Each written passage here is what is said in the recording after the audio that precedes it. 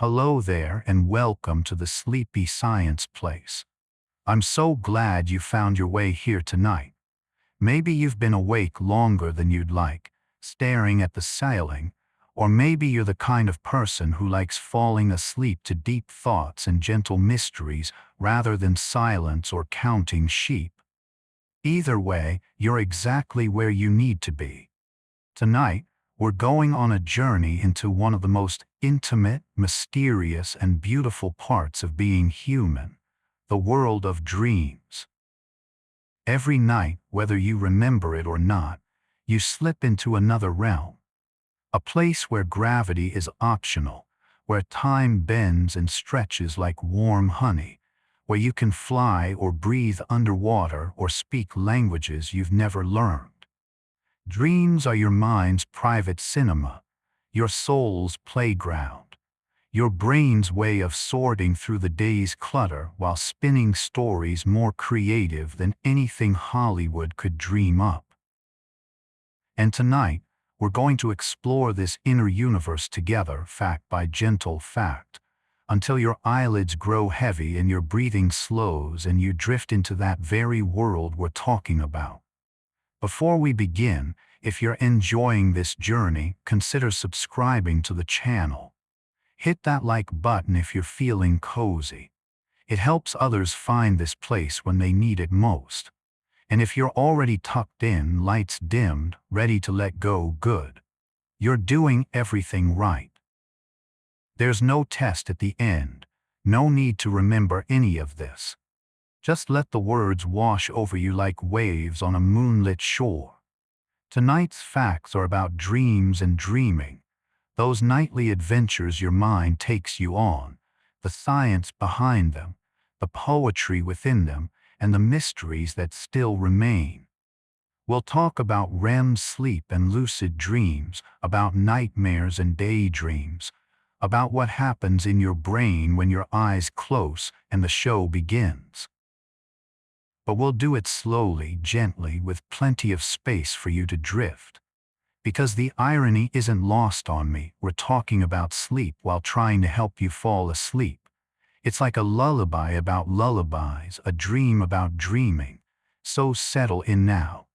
Adjust your pillow one last time. Let your shoulders drop away from your ears.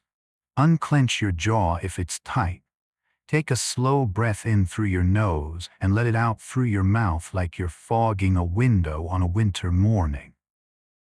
And let's begin this journey together into the soft, strange, endlessly fascinating world of dreams. Your brain doesn't actually rest when you dream. In fact, in some ways, it's more active during REM sleep than when you're awake. The name REM stands for rapid eye movement, and it's the stage of sleep where most vivid dreaming occurs. During this time, your brain lights up like a city at night, with neural pathways firing in patterns that can be more complex than your waking thoughts. Your visual cortex hums with activity, creating the landscapes and faces and impossible architectures you see in dreams. Your emotional centers glow warm with feeling. Meanwhile, your body is essentially paralyzed, a safety mechanism to keep you from acting out your dreams, from running in your bed when you're running in your sleep. It's as if your mind becomes untethered, free to wander through dimensions while your body rests peacefully, breathing slow and steady beneath the covers. We spend roughly 6 years of our lives dreaming. 6 entire years in that other world, that parallel existence where different rules apply.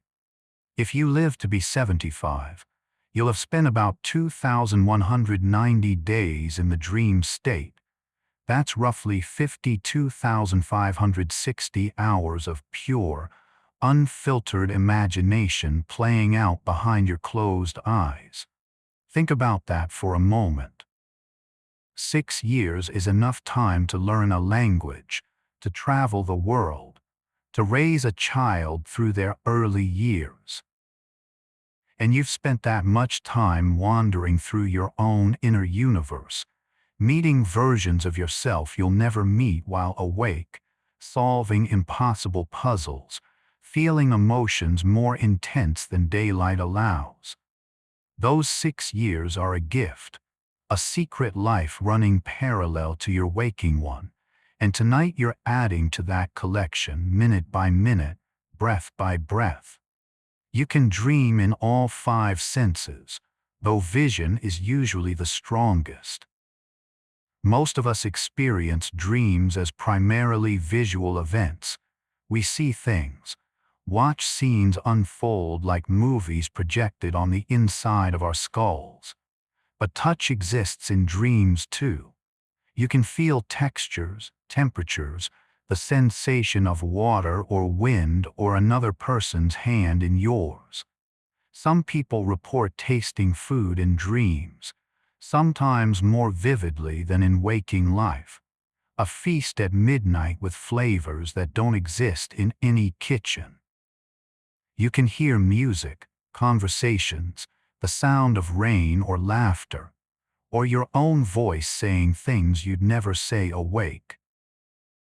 And yes, even smell, the scent of flowers or smoke or someone's perfume triggering memories within memories. Your sleeping brain is a synesthete, a sensory poet, blending everything you've ever experienced into new combinations every single night. Not everyone dreams in color. About 12% of people dream exclusively in black and white, or at least that's what they report when they wake. Interestingly, this percentage has changed over time.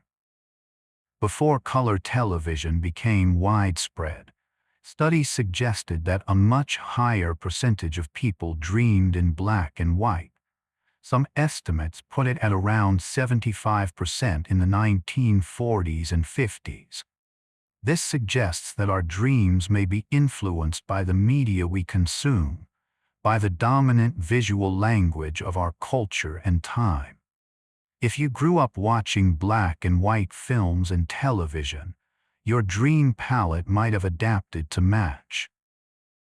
Today, most people dream in full Technicolor, though some folks report that their dreams shift between color and grayscale, depending on the mood or content of the dream. Either way, your dreaming mind is painting with whatever palette feels right, creating art every night without asking permission. Animals dream too, and scientists believe they dream about their daily experiences much like we do. Dogs twitch and whimper in their sleep, and lab studies using brain wave monitoring suggest they're likely chasing rabbits or reliving the day's walk through the park. Cats dream in short, frequent bursts throughout their sleep cycles. Rats, when trained to run through mazes during the day, show brain patterns during sleep that mirror the exact neural pathways they used while navigating the maze. They're literally running through it again in their dreams, practicing, learning, consolidating the memory. Even birds dream, likely of flying and singing. Zebra finches, when monitored during sleep, fire the same vocal neurons they use during daytime singing, suggesting they're rehearsing their songs while they sleep. Across species, across the animal kingdom, sleep brings visions, memories replaying practice sessions for tomorrow. You're not alone in this nightly journey into the unconscious. The whole world dreams with you. Nightmares, despite their unpleasantness, may serve an important evolutionary purpose. They might be your brain's way of rehearsing responses to threats. Think of nightmares as fire drills for your psyche.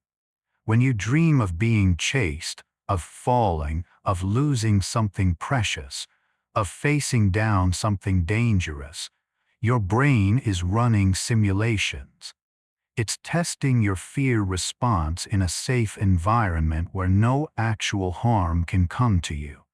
You wake with your heart pounding, yes, but you've practiced survival. Some researchers believe this threat simulation theory explains why nightmares are so common, especially during times of stress. Your brain isn't torturing you, it's training you, preparing you, making sure you're ready for challenges even while you sleep. And if you had a nightmare recently, know that it was just practice, just your mind taking care of you in its own strange way, and now you can let it go. The average person has between 3 and 7 dreams per night, though most of us only remember 1 or 2 at best, if any at all. You dream during every sleep cycle, which repeats roughly every 90 minutes throughout the night. That means if you sleep 8 hours, you're going through about 4 to 5 sleep cycles, and in each one you dream. The dreams early in the night tend to be shorter, sometimes just fleeting images or vague impressions. But as the night deepens, as you cycle through REM stages over and over, the dreams grow longer and more elaborate. Your final dream of the night, the one happening just before you wake, might last 30 to 40 minutes, a full-length feature film playing out in your mind. Most of these dissolve the moment you open your eyes, like mist in morning sunlight, but they were there, rich and real while you slept. Within 5 minutes of waking, you'll forget about 50% of your dream, and within 10 minutes, you'll have forgotten 90%. There's something almost tragic about this, isn't there? These elaborate stories, these emotional journeys, these conversations with people who don't exist or who exist only in memory, they vanish like smoke. Scientists aren't entirely sure why dream recall is so poor, but it may have to do with the neurochemistry of sleep. During REM sleep, your brain produces lower levels of norepinephrine, a neurotransmitter important for memory formation. Your hippocampus, which helps create long-term memories during the day, is less active during dreams.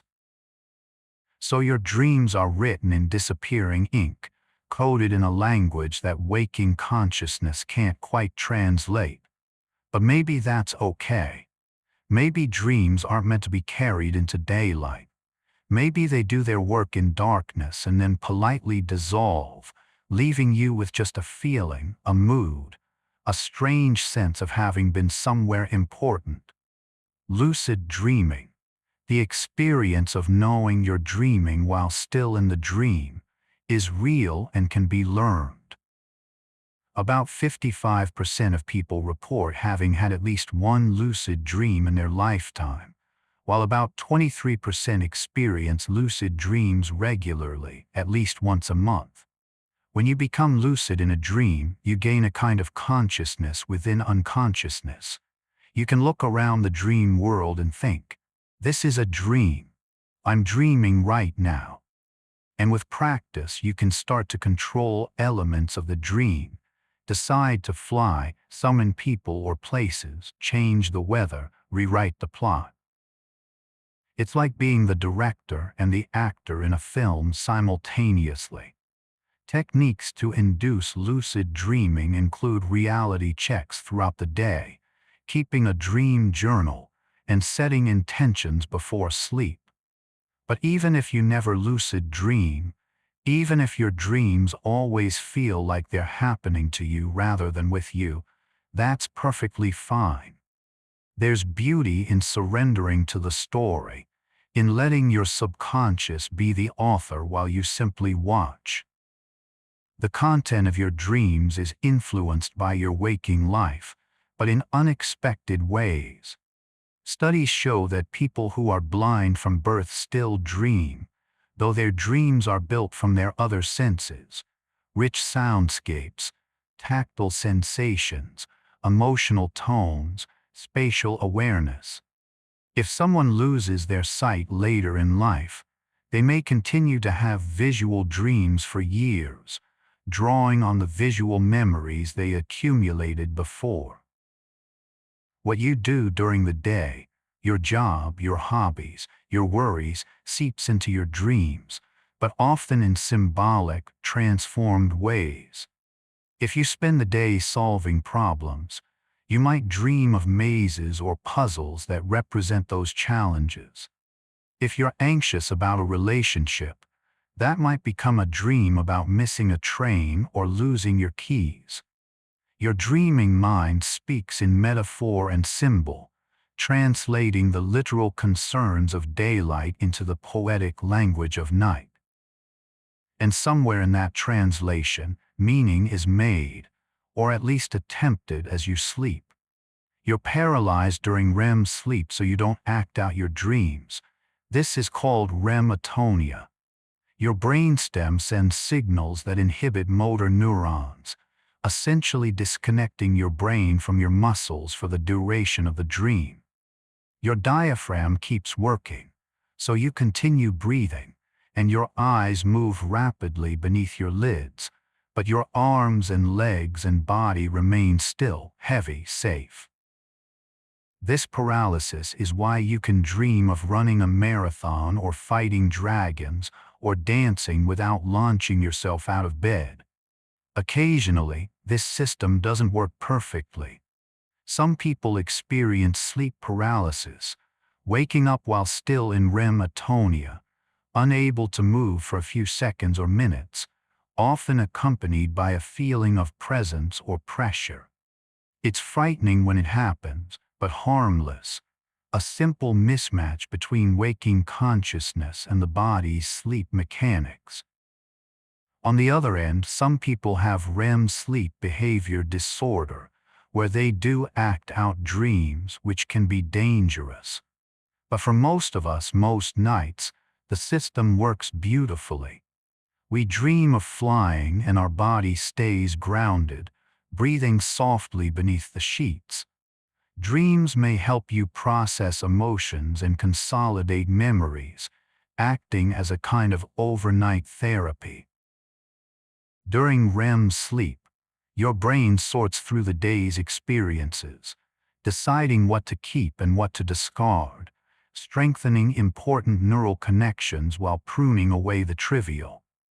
Emotional memories, especially, get processed during dreams. If you experience something upsetting during the day, your dream might replay variations of it, allowing you to feel those emotions in a safe context, integrating the experience into your broader understanding of yourself and the world. Some researchers call REM sleep overnight therapy, a time when your brain resolves emotional conflicts without your waking self having to consciously work through them. This is why the old advice to sleep on it holds scientific weight. Problems that seemed insurmountable before bed can feel manageable in the morning, not because time passed, but because your dreaming mind spent the night working on them, sorting and filing and soothing, helping you wake with a clearer perspective. Some people claim they never dream, but in reality, they likely just don't remember their dreams. When brought into sleep labs and monitored, people who claim not to dream show the same REM sleep patterns as everyone else, and when woken during REM, they can usually report dream experiences. The difference isn't in whether dreaming occurs, but in how memory encodes it, or fails to. Some people simply don't retain dream memories upon waking, possibly due to individual differences in brain chemistry or how quickly they wake up. Dreams that dissolve immediately are still dreams. And if you're someone who never dreams, take comfort in knowing you do, every night, even if you wake with no memory of it. Your mind is still taking those journeys, still wandering through that inner landscape, still doing the work dreams do. You're not missing out. You just don't bring postcards back from the trip, and that's okay. Your unconscious knows where it went. Falling dreams are among the most common dream types across cultures, and they often occur during the lightest stages of sleep. That sensation of suddenly dropping, of your stomach lurching as you plummet, sometimes it jolts you awake, heart racing, legs twitching. These are called hypnic jerks or sleep starts, and they're completely normal. One theory suggests they're a leftover from our evolutionary past, when our ancestors slept in trees, and the brain needed to stay alert for the danger of falling. Another theory proposes that as your muscles relax and your heart rate slows at the onset of sleep, your brain misinterprets these signals as falling and sends a quick jolt to catch you. Either way, that falling sensation is your body and mind negotiating the transition from waking to sleeping, from standing upright in a world of gravity to lying horizontal in a world of dreams. And after the jolt, if it comes, you settle back down, deeper this time, safe in the knowledge that you're not falling, you're just letting go. Dreams don't always follow linear time. In the dream world, past, present, and future can exist simultaneously.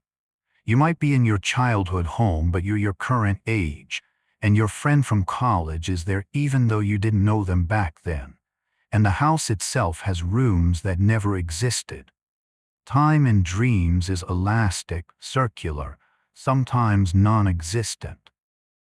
You can live through years in a dream that lasts only minutes of real time, or you can experience a single moment stretched out into an eternity of feeling. This temporal fluidity may be why dreams feel so surreal upon waking. They don't obey the strict chronology that waking life imposes. Your dreaming mind is free from clocks and calendars, free to mix timelines and ages and eras as it sees fit. And in that freedom, there's a kind of truth about how memory actually works, not as a linear filing system, but as a web of associations where everything is connected to everything else, where past and present are always in conversation. Recurring dreams often point to unresolved issues or ongoing sources of stress in your waking life.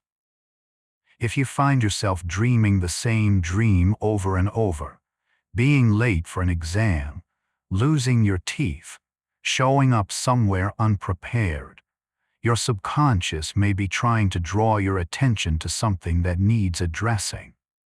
These dreams are like a song stuck on repeat, a message your unconscious keeps sending until it feels heard. The good news is that recurring dreams often stop once the underlying issue is resolved or acknowledged. Sometimes, simply recognizing the pattern and thinking consciously about what the dream might represent is enough to break the cycle. Your dreaming mind isn't trying to torture you with repetition. It's trying to communicate using the only language it has. And when you finally hear it, when you address whatever it's pointing toward, the dream can gently retire, its work done, leaving space for new dreams to fill the night. The phenomenon of déjà vu may be connected to dreams you don't consciously remember. That eerie feeling of having experienced a moment before, of knowing what will happen next even though you logically know you've never been in this situation. Some researchers suggest this might be your waking mind brushing up against a dream memory. Perhaps you dreamed a similar scenario weeks or months ago, and when the real-life version occurs, your brain recognizes the pattern without bringing the full dream memory into consciousness. It's a ghost of a dream, haunting your waking moment, making the present feel like an echo of something deeper. Not all researchers agree on this explanation. Déjà vu is still somewhat mysterious, likely involving complex interactions between memory and perception. But there's something poetic about the idea that your dreams reach forward in time, casting shadows into your future days, making you feel, just for a moment, like you've been somewhere before. Maybe you have, in the only place where time doesn't follow the usual rules. Pregnant women often report more vivid and unusual dreams, especially in the third trimester.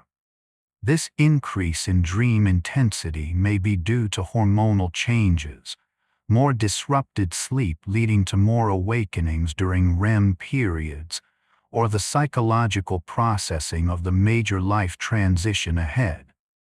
These dreams can be wildly creative, sometimes anxious, often featuring babies or children, though not always.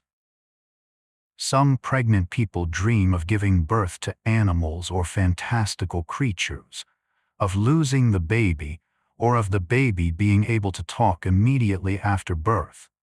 All variations of the mind working through anticipation, fear, hope, and the sheer enormity of bringing a new life into the world. But increased dreaming during pregnancy isn't a sign that anything's wrong. It's a sign that the mind is doing exactly what it's supposed to do, which is process profound change through the medium of dreams. And when morning comes, even if the dreams were strange or unsettling, they've done their work, helping prepare the conscious self for what's ahead. You're doing beautifully. I hope you're feeling relaxed now, your body heavy against the mattress, your mind beginning to wander in that pleasant way that signals sleep is near. There's no rush to get through this. You can drift off at any point, and that's exactly what this is for. If you're still listening, take a moment now to notice your breath, how it moves in and out without you having to think about it, how your chest rises and falls like a gentle tide. Let your eyes stay closed if they've drifted shut. Let your thoughts become soft and blurry around the edges.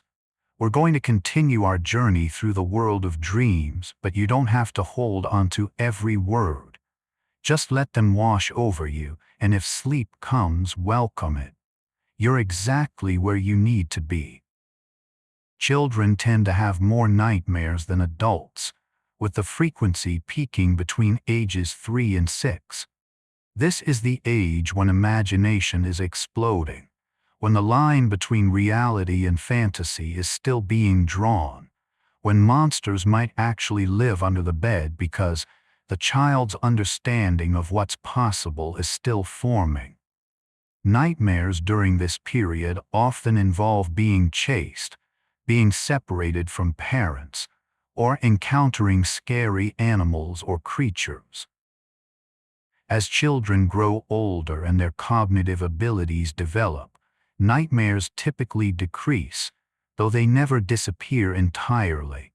For adults, nightmares are more likely to reflect real-world anxieties rather than fantastical threats.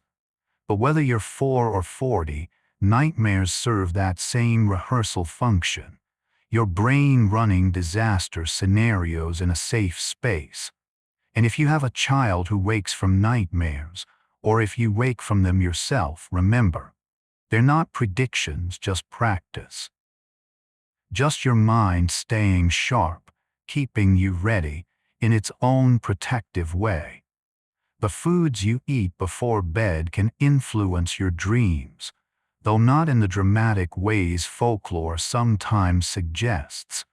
Cheese before bed won't necessarily cause nightmares, but there's a kernel of truth to the idea that diet affects dreams.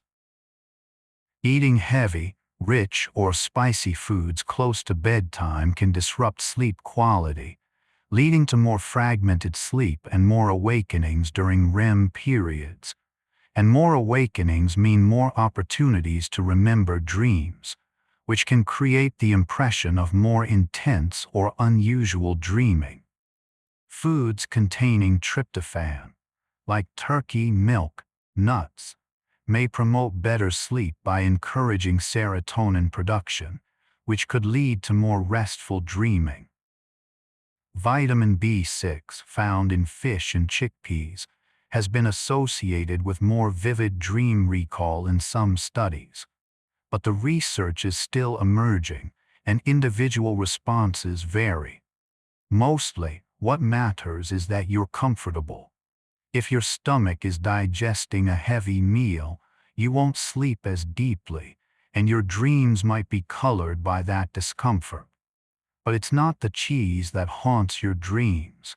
It's just your body trying to rest while also trying to digest. Some people can control their nightmares through a technique called imagery rehearsal therapy, where they rewrite the nightmare while awake. If you have a recurring nightmare, you can consciously imagine a different ending during the day, turn the monster into something harmless, give yourself the power to fly away, change the threat into something benign. Then, before bed, rehearse this new version in your mind, visualizing it clearly and calmly. Over time, the brain can incorporate this new script into the actual dream, reducing the nightmare's frequency and intensity. It's a form of exposure therapy, but gentle, controlled, done in the safety of your waking mind first. This technique is especially helpful for people with PTSD-related nightmares, though it can work for anyone plagued by repetitive bad dreams.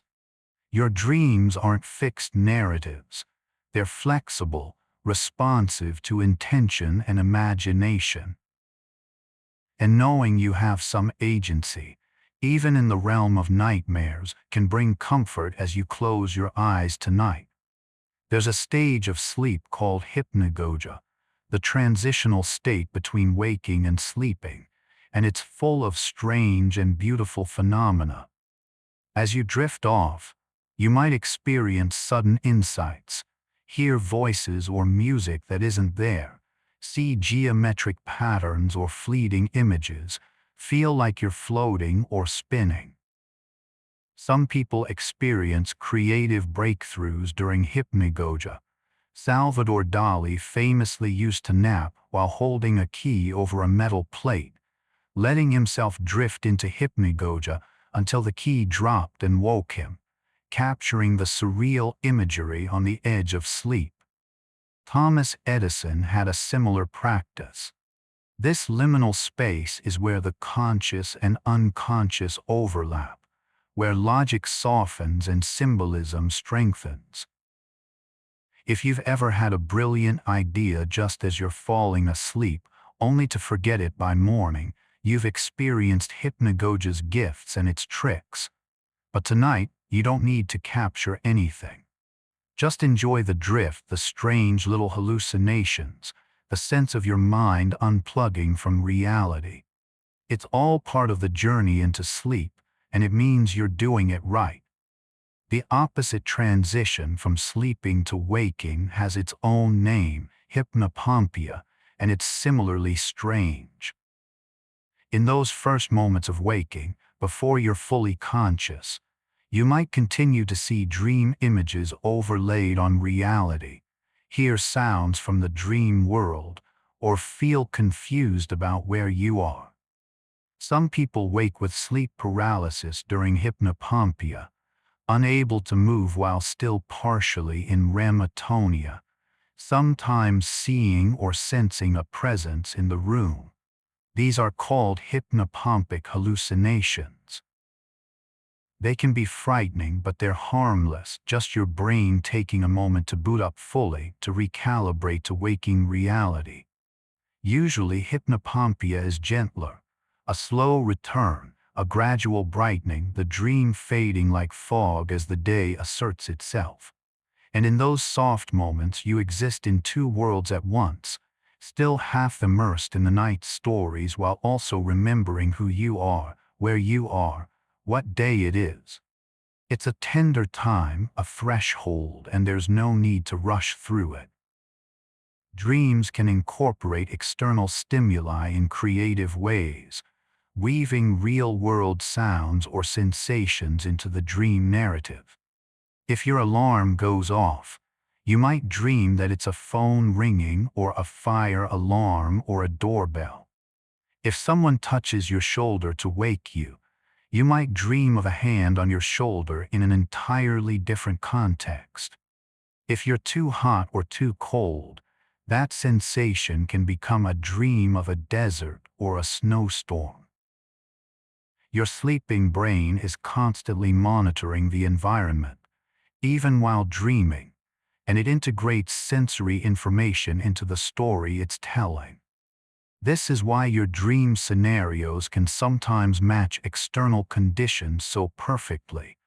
Your mind is a master improviser, instantly writing the outside world into the inside story. And this ability to blend realities is part of what makes dreams so seamless while you're in them. Everything feels coherent because your brain is actively making it so, stitching together the dream and the real moment by moment. Your dreams often feature people you know, but sometimes they're populated by complete strangers. Or are they? Some theories suggest that your brain can't invent entirely new faces, that every person in your dreams is someone you've seen before, even if only in passing. That stranger in your dream might be someone you saw on the bus months ago, whose face your conscious mind didn't register, but whose image was stored somewhere in memory. Your brain is constantly collecting faces, thousands upon thousands throughout your life, and it has access to that vast archive when constructing dreams.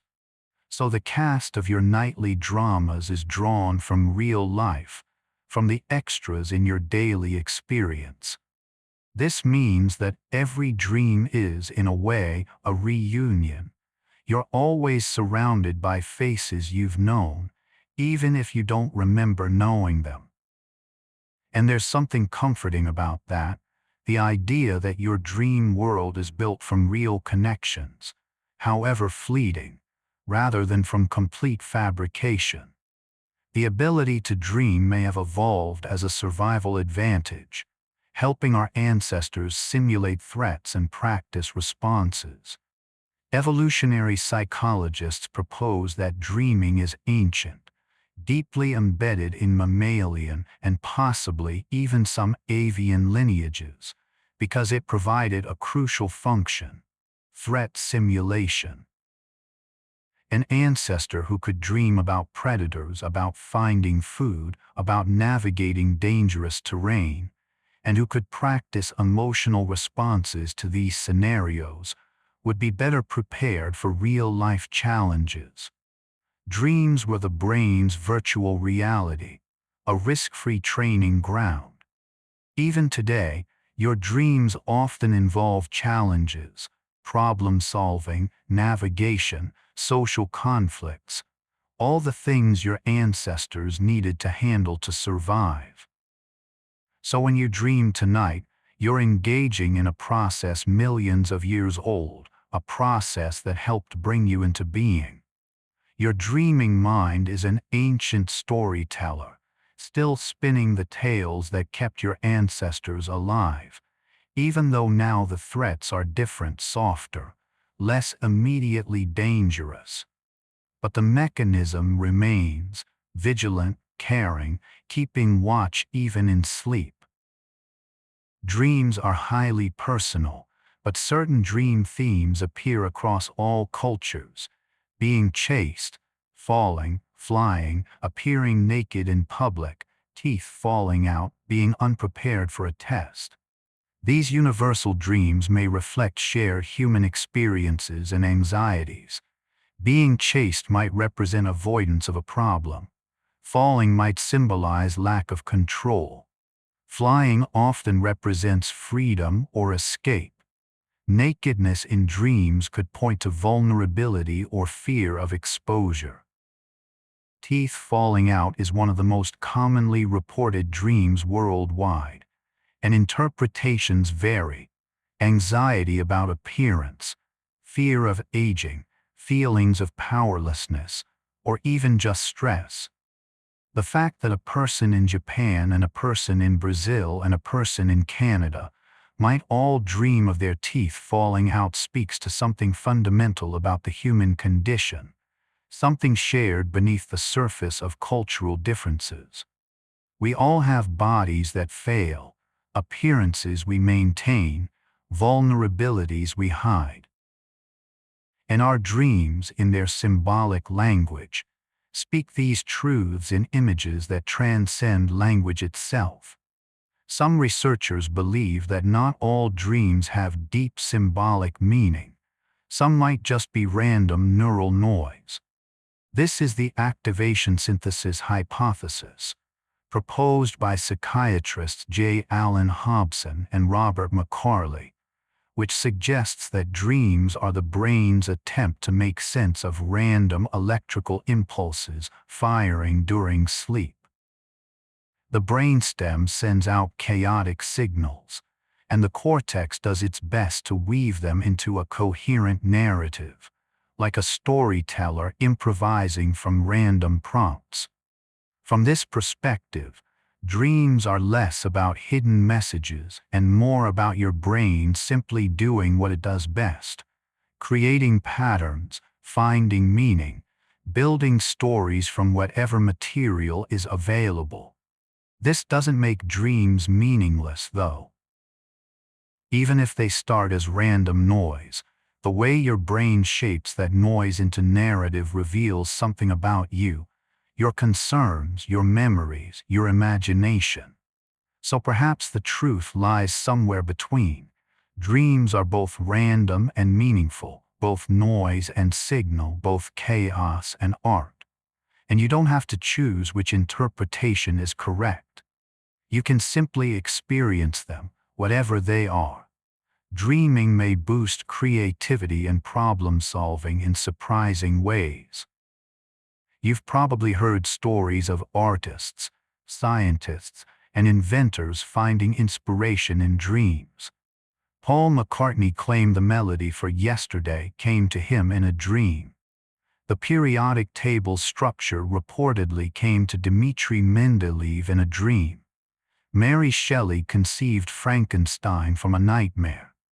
Elias Howe, inventor of the sewing machine, supposedly solved the needle design problem after a dream about spears with holes in their tips. While some of these stories may be embellished, the general principle holds.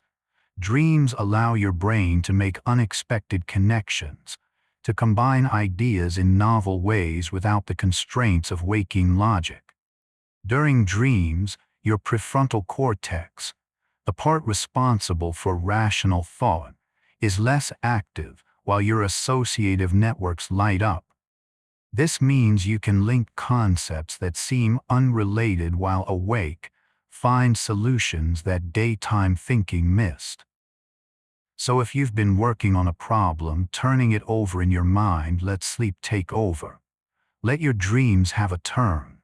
You might wake with the answer, or at least a new perspective.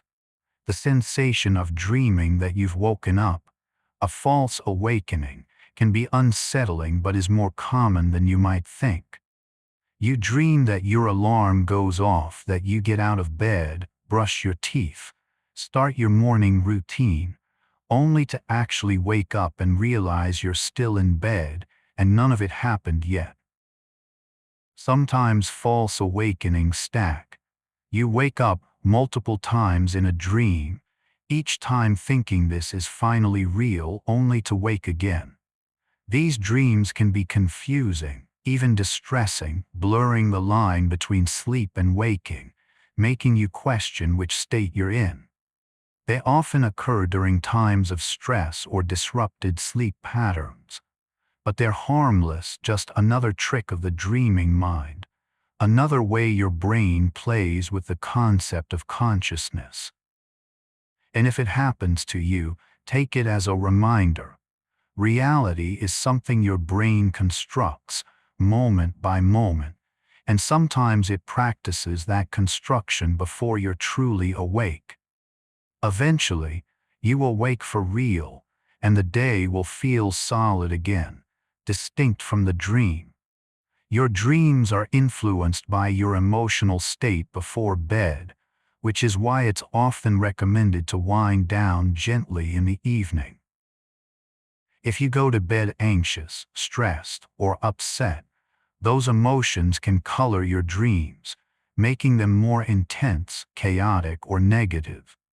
Conversely, if you go to bed feeling calm, grateful, or content, your dreams may be more pleasant and peaceful.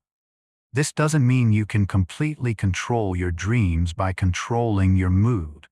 The unconscious has its own agenda, but there's a relationship between waking emotional state and dream content. This is why bedtime routines matter, why soft lighting and quiet activities before sleep can make a difference. You're setting the stage for the night's dreams. You're giving your subconscious a gentler starting place. And while you can't guarantee good dreams, you can at least avoid handing your dreaming mind a pile of stress to sort through. So as you listen to this now, let any tension from the day dissolve. Let your breathing deepen. Let your mind know that whatever happened today, it's over now, and this time is for rest. Some cultures place great spiritual and prophetic significance on dreams, viewing them as messages from ancestors, gods, or the universe itself. In ancient Egypt, dreams were considered divine communications, and dream interpreters held positions of great respect. Many indigenous cultures around the world have traditions of dream sharing and interpretation, viewing dreams as guidance for waking life. In some Aboriginal Australian cultures, the dream time is not just a state of sleep, but a sacred era of creation, and dreams connect individuals to that ancestral realm. Tibetan Buddhism includes practices of dream yoga, using lucid dreaming as a path to enlightenment. While Western science tends to view dreams through a psychological or neurological lens, these spiritual perspectives remind us that dreams have always been important to humans, that we've always sought meaning in the visions of the night. You don't have to choose one interpretation over another. Your dreams can be both neural firings and meaningful symbols, both biology and mystery. There's room for science and wonder to coexist in the space between sleeping and waking. The feeling of flying in dreams is often associated with feelings of freedom, control, or escape from limitations. When you dream of soaring above landscapes, of floating effortlessly through the sky, it can feel exhilarating, liberating, joyful. Flying dreams are among the most commonly reported pleasant dreams, and they often occur when you're feeling confident or empowered in waking life, or when you're longing for more freedom.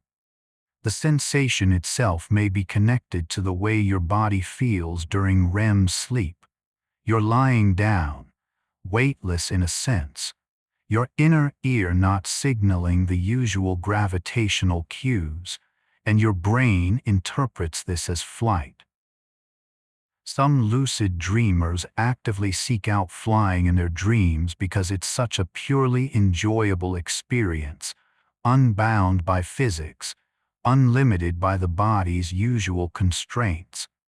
And even if you're not someone who dreams of flying often, just imagining it now, the wind, the height, the freedom, might bring a small smile to your resting face.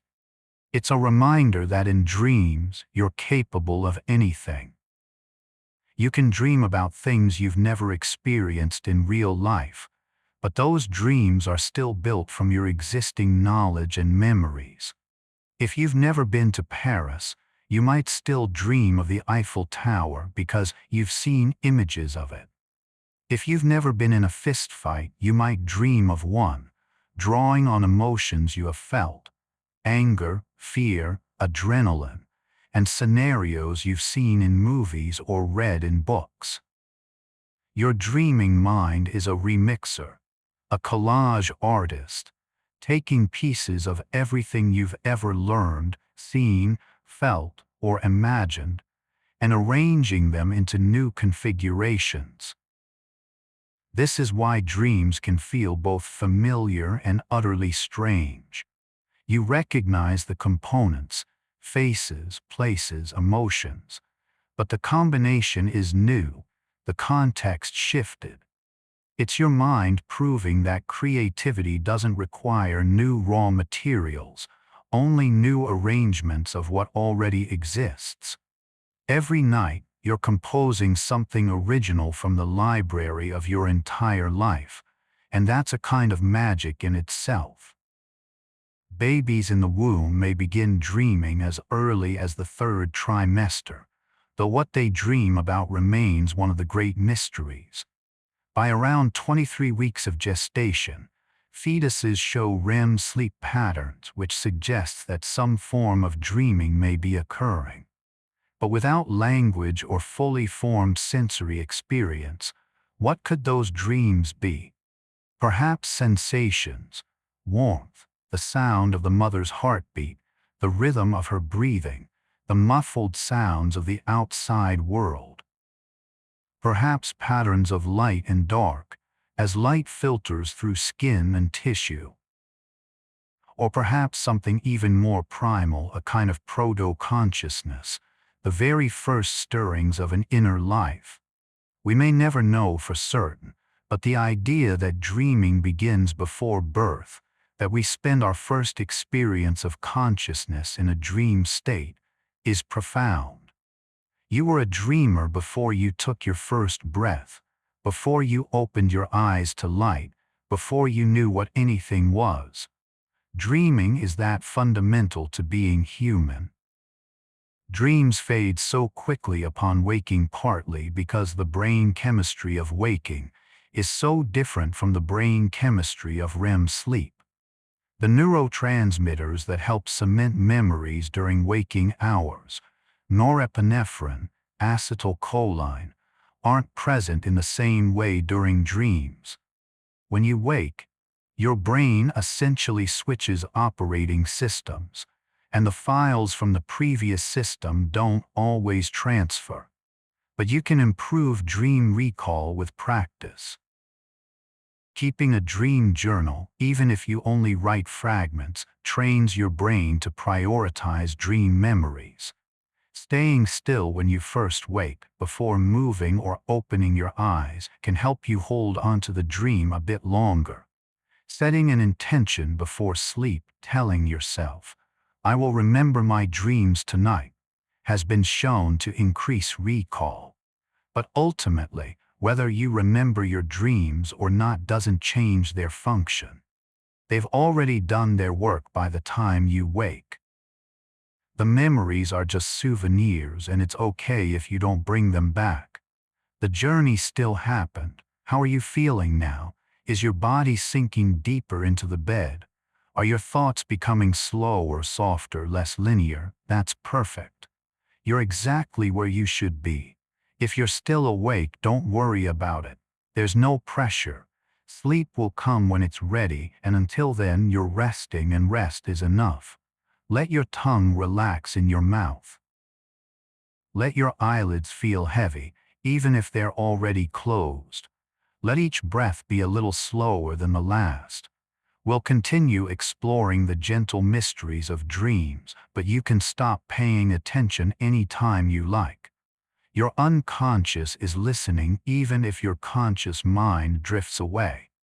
You're safe, you're comfortable, and everything is exactly as it should be. The practice of keeping a dream journal can increase self-awareness and even improve mental health for some people. By writing down your dreams each morning, you begin to notice patterns, recurring symbols, themes, emotional tones. You might discover that you dream about water when you're feeling overwhelmed, or that you dream about being late when you're anxious about deadlines. This awareness can provide insight into your subconscious concerns, things you might not consciously acknowledge during the day. Some therapists encourage dream journaling as a tool for clients to explore their inner landscape in a low-pressure, creative way. The act of writing itself can be therapeutic, a way of honoring the experience even if you don't fully understand it. And over time, you may find that your dream recall improves, that your dreams become more vivid and coherent, as if your mind appreciates being listened to and responds by speaking more clearly. But again, this is optional, a tool if you want it. Your dreams don't require documentation to have value. They're valuable simply because they're yours. Some medications and substances can affect dreaming. Antidepressants, beta blockers, and certain sleep aids can suppress REM sleep or alter dream content. People starting or stopping these medications sometimes report a change in dream frequency or intensity.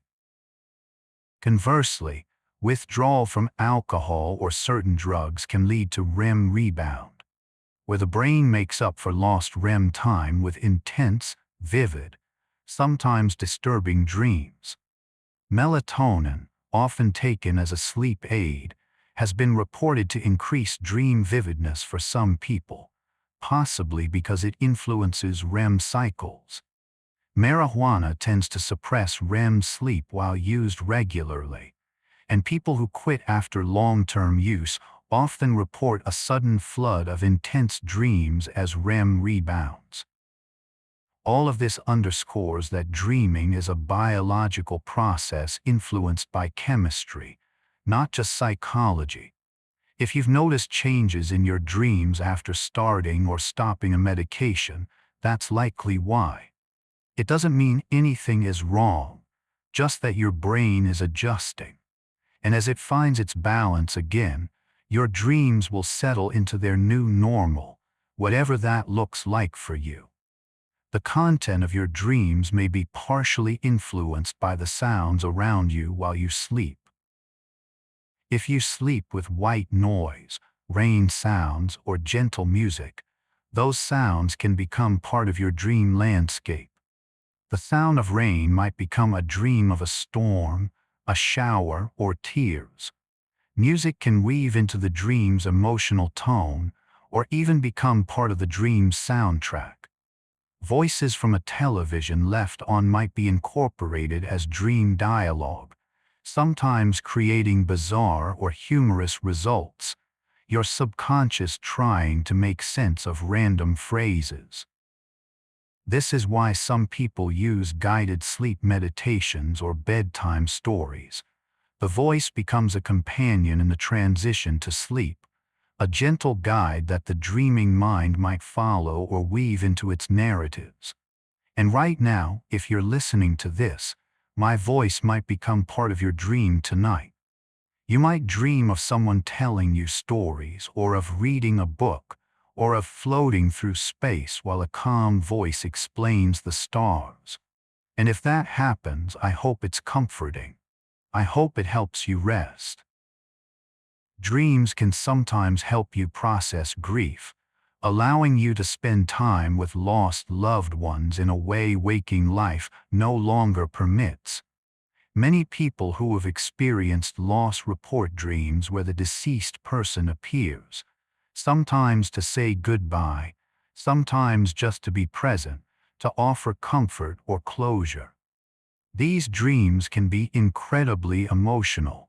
Waking from them can bring both sadness and a strange peace.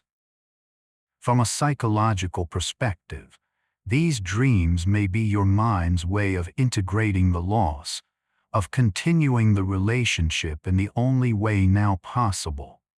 From a spiritual perspective, some believe these are actual visitations, that consciousness can connect across the boundary between life and death during dreams. Science and spirituality offer different explanations, but the experience is real and meaningful either way.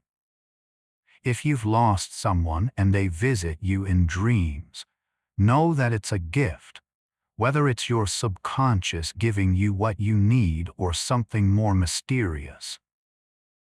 Either way, it's love continuing in the only landscape where it still can, the landscape of dreams. The experience of time in dreams is so distorted that you can live through what feels like hours or even days in a dream that lasts only minutes of real time. The movie Inception played with this idea, dreams within dreams where time dilates exponentially. While the science of nested dreams is more fiction than fact, the core idea holds. Time in dreams is subjective, elastic, untethered from the clock. You might experience a brief nap dream that covers an entire adventure, a journey across cities, a long conversation, and wake to find only 20 minutes have passed. This compression of time is part of why dreams feel so epic, why they can contain so much story and emotion. Your brain isn't limited by the linear progression of waking hours. It can skip, loop, expand, compress. Tonight, as you sleep, you might live another lifetime in the space of a single dream cycle, and when you wake, only minutes will have passed. Your mind is generous that way, giving you more experience than time should allow. Children often have imaginary friends, and some researchers believe these companions may originate in or be reinforced by dreams. A child dreams of a friend, a playmate, a character, and upon waking, continues the relationship during waking play. The line between dream and waking imagination is blurry for young children, and perhaps that's not a bug but a feature. It allows for rich fantasy play that supports creativity, problem-solving, and emotional development. As adults, we've mostly lost that fluidity, that ability to carry dream characters into daylight. But perhaps we shouldn't admire it less for that. Perhaps we should admire children's capacity to live in multiple worlds at once, to not be so rigidly bound by the category of real versus imagined. And maybe, in our own dreams, we reclaim a little of that fluidity, that willingness to believe in the reality of what we're experiencing, even if it couldn't happen in waking life. Maybe dreams are where the child in us still gets to play, unbounded by adult skepticism and logic. People who are deaf or hard of hearing dream with the same sensory modalities they use while awake. Deaf individuals who use sign language often dream in sign language. They see themselves, and others signing in dreams, sometimes even speaking in sign with more fluency than they have while awake. People who became deaf later in life may dream with sound for years or even decades, their dreaming mind preserving the auditory world they once knew. For those born deaf, dreams might be more visual and tactile, rich with sensation and imagery but without auditory components. This reminds us that dreaming is fundamentally shaped by individual experience, that there's no single way to dream, no standard format. Your brain builds dreams from the materials you've given it, from the senses you use, the languages you speak, the ways you navigate the world. And every person's dream world is therefore unique, a fingerprint of consciousness, a personal universe constructed nightly from the specific life you've lived. The term dream incubation refers to the practice of intentionally influencing your dreams by focusing on a specific topic or question before sleep. Ancient cultures practiced this. People would sleep in temples, hoping to receive divine guidance through dreams. You can try a modern version.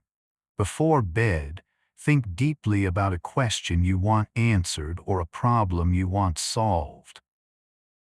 Visualize it, write it down, hold it in your mind as you drift off. Sometimes, your dreams will engage directly with the question, offering symbolic or even literal answers. Other times, the connection is more subtle. You wake with a fresh perspective, an insight you didn't have before. Dream incubation works best when you're relaxed and open, not demanding but inviting. You're essentially asking your subconscious to work on something while you sleep, trusting that the dreaming mind has wisdom the waking mind might miss. And even if you don't get a clear answer, the process of asking, of turning your attention inward before sleep, has its own value. It's a kind of meditation, a way of honoring the threshold between day and night. Fever dreams, the vivid, often disturbing dreams that accompany high fevers, are thought to result from the way illness affects brain temperature regulation and neurochemistry. When you're sick with a fever, your brain's normal temperature increases, which can lead to more intense, bizarre, and sometimes frightening dreams. Fever dreams often have a surreal, looping quality with strange logic and heightened emotional intensity. You might dream of impossible tasks, of trying to solve nonsensical puzzles, of objects transforming or repeating endlessly. These dreams can feel exhausting, leaving you more tired upon waking.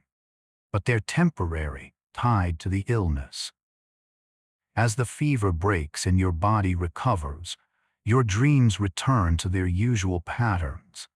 If you've had fever dreams, you know how distinctly different they are from regular dreams, how they carry a particular unpleasant weight. But they're also just your brain doing its best under difficult circumstances, trying to maintain function while fighting infection. And when you're well again, the strange dreams fade into memory, a reminder that even sleep is shaped by the state of the body it occurs in. In some dreams, you might experience emotions you rarely or never feel while awake: profound peace, overwhelming terror, intense love, deep sadness, or euphoria beyond anything daylight offers. Dreams can amplify emotion, stripping away the modulation and control you exercise while awake.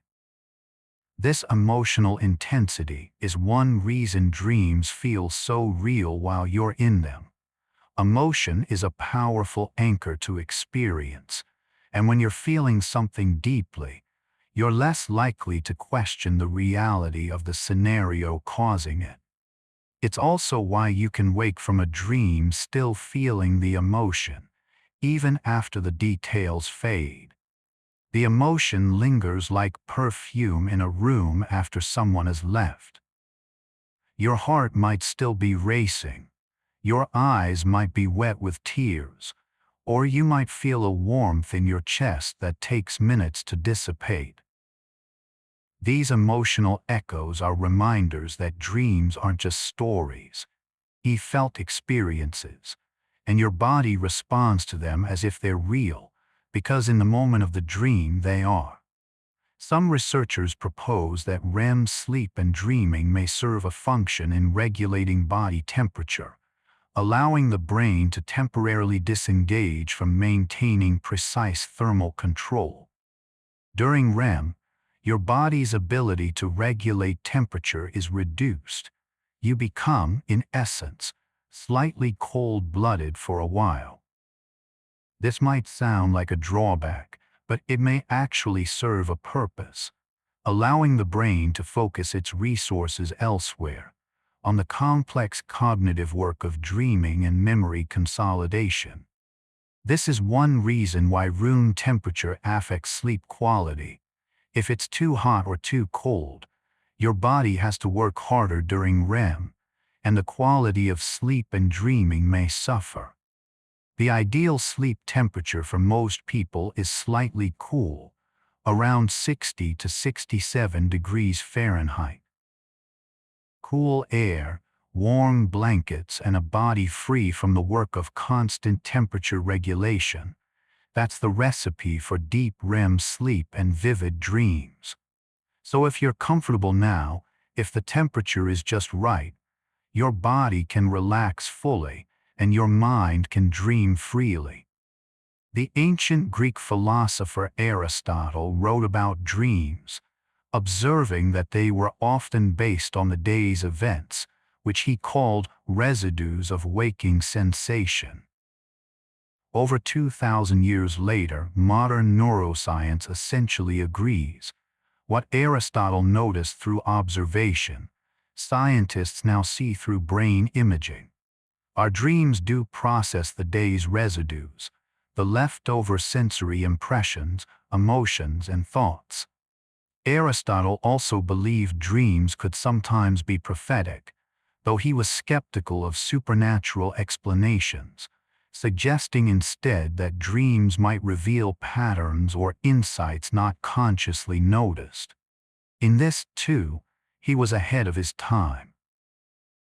Dreams don't predict the future, but they can illuminate the present, showing you things you've seen but not consciously registered, feelings you've had but not fully acknowledged. Aristotle, lying in ancient Athens, watching his mind in the moments before sleep, understood something fundamental that we're still exploring today. And you, lying here now, are participating in the same human tradition, wondering about dreams, experiencing them, being changed by them, night after night after night.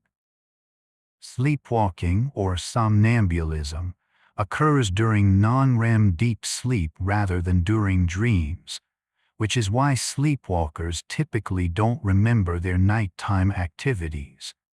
During sleepwalking episodes, parts of the brain are asleep while others are awake enough to perform complex actions, walking, opening doors, sometimes even cooking or driving, though the person is not conscious in the usual sense.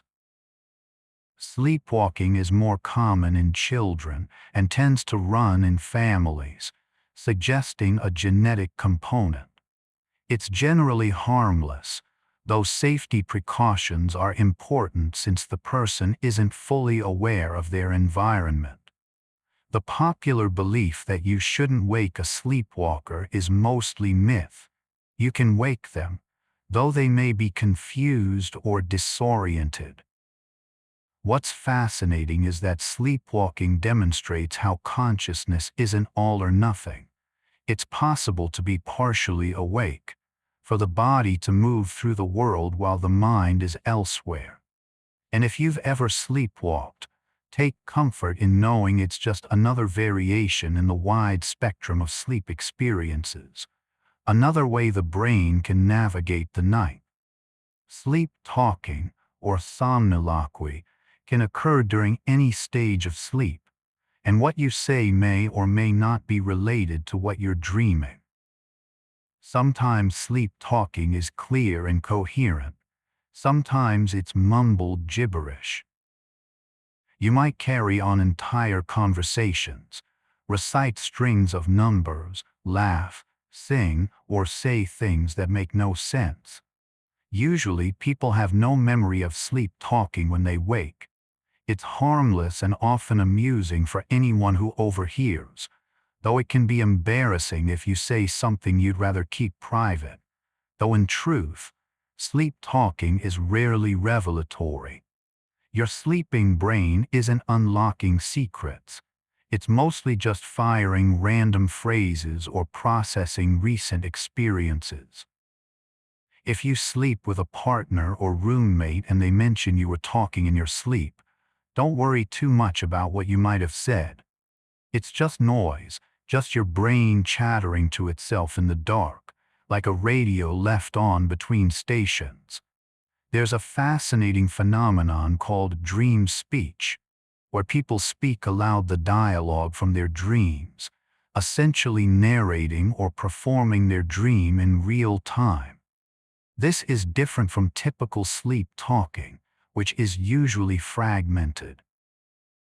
Dream speech can be lengthy, coherent, and emotionally expressive, reflecting the narrative of the dream as it unfolds. Researchers have recorded instances of people delivering entire monologues, having conversations, responding to dream characters aloud, or even singing songs that exist only in the dream. This offers a rare window into the content of dreams as they happen, rather than relying on post-waking recall. It also illustrates how close the connection is between thought and speech, how the internal experience of the dream sometimes leaks into external behavior, crossing the boundary that usually keeps the two separate. If you've ever done this, you are giving voice to the invisible play happening in your mind, and that's a kind of poetry in itself. Some people experience auditory dreams more vividly than visual ones. Their dreams are soundscapes, conversations, music, sometimes with minimal or no visual component. This might be more common in people who are blind, but it can occur in sighted people too, especially those with strong auditory processing skills, like musicians.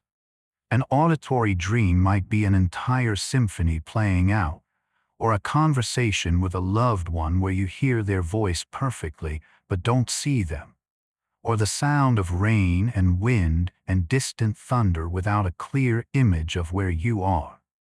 These dreams can be just as emotionally rich and meaningful as visual dreams.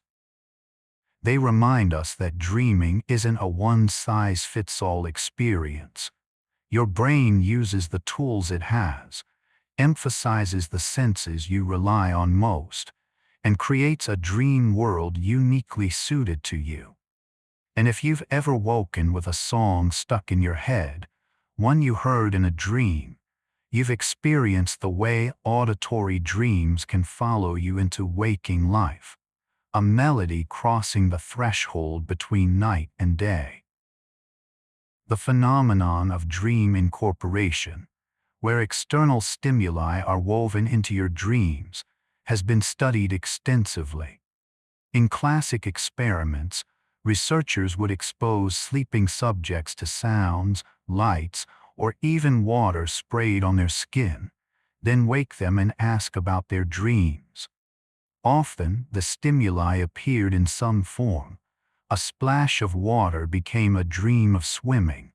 A flashing light became a dream of a camera flash or lightning. This shows that even in deep sleep, your brain is monitoring the environment and creatively integrating sensory information into the dream narrative. It's a protective mechanism, keeping you aware enough to respond to danger without fully waking. But it's also evidence of the brain's incredible creativity, its ability to improvise and adapt the story in real time. So if you're listening to this and you drift into dreams, don't be surprised if a calm voice appears in your dreamscape, if someone in your dream is telling you stories or explaining things. That's just your brain incorporating this audio, making it part of the dream, blending the two worlds together seamlessly. There are reports, though scientifically unverified, of mutual dreaming, two people claiming to share a dream, experiencing the same events from their respective perspectives. These stories are common in literature and folklore, and occasionally people report experiencing this with close friends, partners, or family members. They wake and discover they dreamed of the same place, the same scenario, sometimes even interacting with each other in the dream. Science doesn't have a mechanism to explain shared dreaming, and it's more likely that people are finding coincidental overlap in their dream reports or unconsciously influencing each other's recall through conversation. But the idea is enchanting, isn't it? The thought that consciousness might reach across the space between sleeping minds, that two people could meet in the dream world the way they meet in waking life. Whether or not it's possible, it speaks to a deep human longing, to be close to others not just in body but in mind, to share even our most private, unconscious experiences. And perhaps that longing is what creates the sensation of shared dreams, if not the literal reality. Longing can be its own kind of truth. You're still here, or maybe you're not, maybe you've drifted off, and that's wonderful. If you're listening, let yourself be loose now, formless like water taking the shape of whatever contains it. Your bed holds you. The darkness holds you. This moment holds you, and it's enough. You don't have to understand everything about dreams to dream well. You don't have to remember them to benefit from them. Your brain knows what it's doing. Your body knows how to rest. All you have to do is allow it. So allow it now. Let the next breath be even slower. Let your mind become soft and quiet. And if thoughts arise, let them pass like clouds across a night sky, acknowledged, then released. You're doing beautifully. Rest now. Daydreaming is related to nighttime dreaming, though it occurs in a different brain state. When you daydream, your brain enters what's called the default mode network, a state of restful introspection where your mind wanders freely, making connections, imagining scenarios, processing emotions.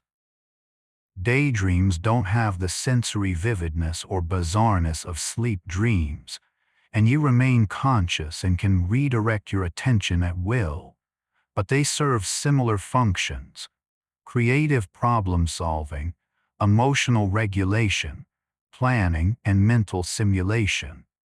People who daydream frequently tend to be more creative, better at planning for the future, and more empathetic, possibly because they spend time mentally simulating other perspectives. So if you're someone whose mind wanders often, don't see it as a failing. It's your brain staying active, flexible, imaginative. And those daydreams are rehearsals for the night's dreams, exercises in letting your mind roam free. Both are valuable, both are natural, both are part of the rich inner life that makes you human. The brain's ability to create complex narratives during dreams, complete with plot, characters, dialogue, and emotional arcs, is a testament to the mind's storytelling capacity. You're essentially writing, directing, and starring in a film every night, often multiple films, and you're doing it without conscious effort. The narratives aren't always coherent by waking standards. They skip, they jump, they follow dream logic where one scene flows into another without clear transitions. But there is structure, there is meaning, at least while you're in the dream. Your brain is a born storyteller, always seeking to create coherence, to find or impose narrative even on random stimuli. This is why humans have told stories since the beginning, around fires, through cave paintings, in songs and epics and novels. Storytelling is how we make sense of the world, and dreaming is storytelling turned inward, the self narrating itself to itself, exploring possibilities, rehearsing outcomes, making sense of experience through the oldest art form we have. There's a concept in dream research called dream lag effect, where events from your life are more likely to appear in dreams 5 to 7 days after they occur rather than immediately. This delayed incorporation is curious. Why wouldn't your dreams process something right away? One theory is that the brain needs time to integrate new experiences into existing memory networks before it can meaningfully process them during dreams. Immediate experiences are still being sorted, still too raw to be woven into the symbolic language of dreams. But a week later, once the memory has had time to settle, to connect to other memories and emotions, it becomes available for the dream world to work with. So if something significant happened to you recently, you might not dream about it tonight, but a few nights from now, it may appear, transformed into symbol and story. Your mind is patient, working on its own timeline, always a few days behind, always catching up in the dark. Blind individuals who lost their sight before the age of 5 typically don't see visual images in dreams, while those who lost sight later often continue to have visual dreams, sometimes for the rest of their lives. This tells us that dreaming draws on the sensory experiences and memories we've accumulated. If you've never had sight, your brain doesn't have a visual library to pull from, so dreams are built from other senses: sound, touch, taste, smell, spatial awareness, emotion. But if you had sight once, even long ago, those visual memories persist and continue to populate your dreams. The same applies to other senses. If you've lost your hearing, you might continue to dream with sound. The brain holds onto what it once knew, sometimes fiercely, refusing to let go even when waking life no longer provides that input. Your dreams are archives of experience, preserving everything you've ever sensed, keeping it alive in the only place it still can be, the nightly theater of the mind. Nightmares are more common in the second half of the night, when REM periods are longest and dreams most vivid. This is why you're more likely to wake from a nightmare in the early morning hours than right after falling asleep. Those longer REM periods give dreams time to develop complexity, to build tension, to take you deeper into the narrative until something frightening emerges. If you do wake from a nightmare, remind yourself that it was just a dream, that you're safe now, that your body is reacting to a story, not a real threat. Sometimes it helps to get up for a few minutes, splash water on your face, reset your nervous system before returning to bed. Other times you can simply turn over, adjust your pillow, take a few deep breaths and remind yourself that dreams can't hurt you. They're shadows, not substance. They're your mind talking to itself, sometimes in frightening dialects but never with the intent to harm. The night is still kind. The darkness is still safe, and you can close your eyes again knowing that the next dream will likely be gentler. The symbolism in dreams is highly personal, though some symbols seem to carry common meanings across many people. Water often represents emotions. Calm water might mean peace, turbulent water might mean turmoil. Houses often represent the self, with different rooms symbolizing different aspects of your psyche. Flying, as mentioned earlier, often represents freedom or transcendence. But these are generalizations, and your personal associations matter more than any dream dictionary. If you have a fear of dogs, a dog in your dream might represent threat, whereas for someone who loves dogs, It might represent loyalty or companionship. The key to understanding your dreams, if you're interested in that, is to ask yourself what each element means to you specifically. Your unconscious speaks in your own private language and only you have the dictionary. But again, you don't have to analyze your dreams. You don't have to decode them. You can simply experience them, let them wash over you, and trust that they're doing their work whether you understand it or not. Certain rare sleep disorders involve acting out dreams in vivid, sometimes violent ways. REM sleep behavior disorder, which we touched on earlier, is more common in older adults and can result in people punching, kicking, or leaping out of bed while dreaming. They're not awake and not violent by nature. They're simply acting out dream scenarios without the usual muscle paralysis that keeps most of us still. This can be dangerous for the person and their sleep partner, but it's manageable with medical supervision and safety measures like padding the bedroom or using a sleeping bag.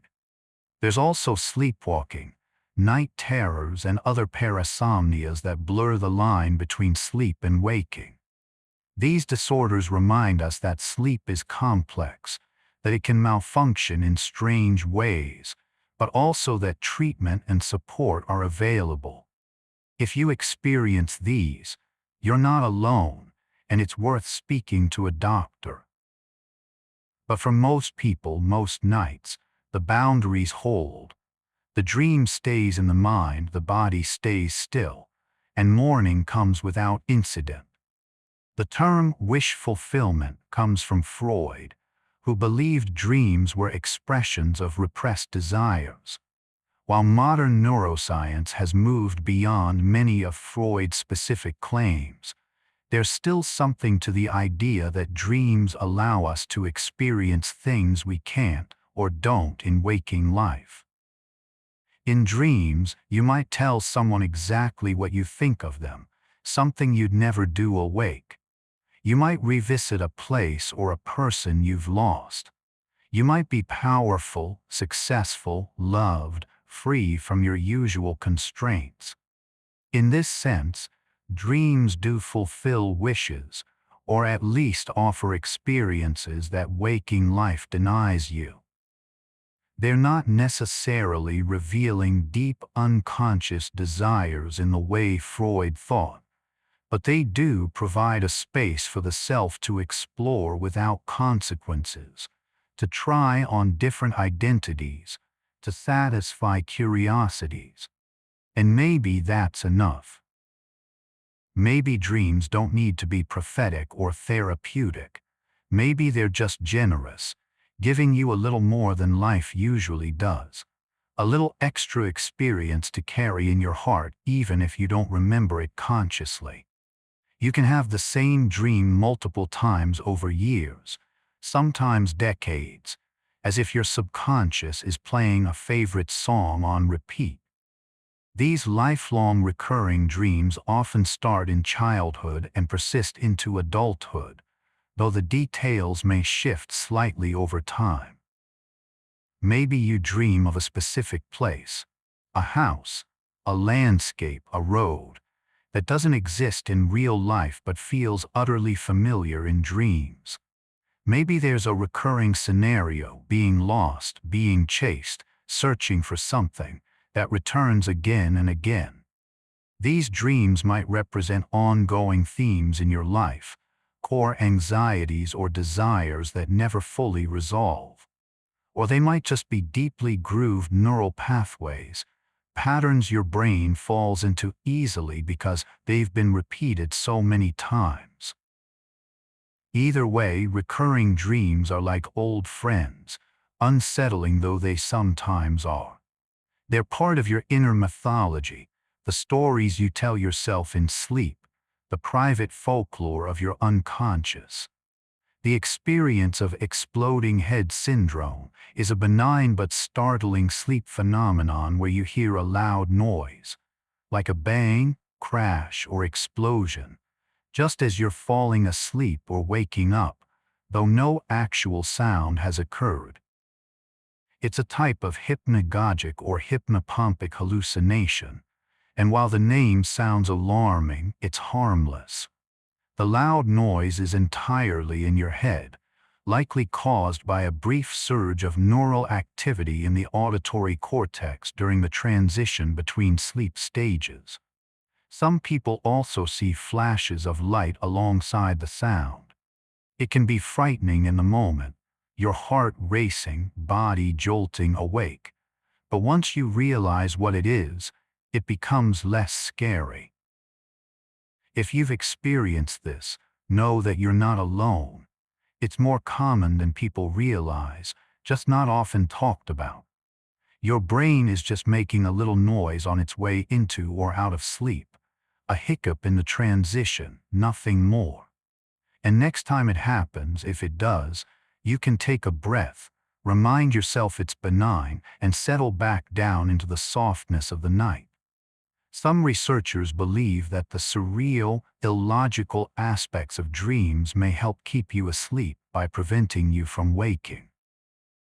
If dreams perfectly mimicked waking life, your brain might get confused about whether you're actually awake and rouse you. But because dreams are strange, because you can breathe underwater or have a conversation with someone who's a different person every time you look at them, your brain knows on some level that this isn't real, that it's safe to stay asleep. The bizarreness is a feature, not a bug, a signal to your consciousness that says, this is the dream world. You can stay here a while longer. And so you do.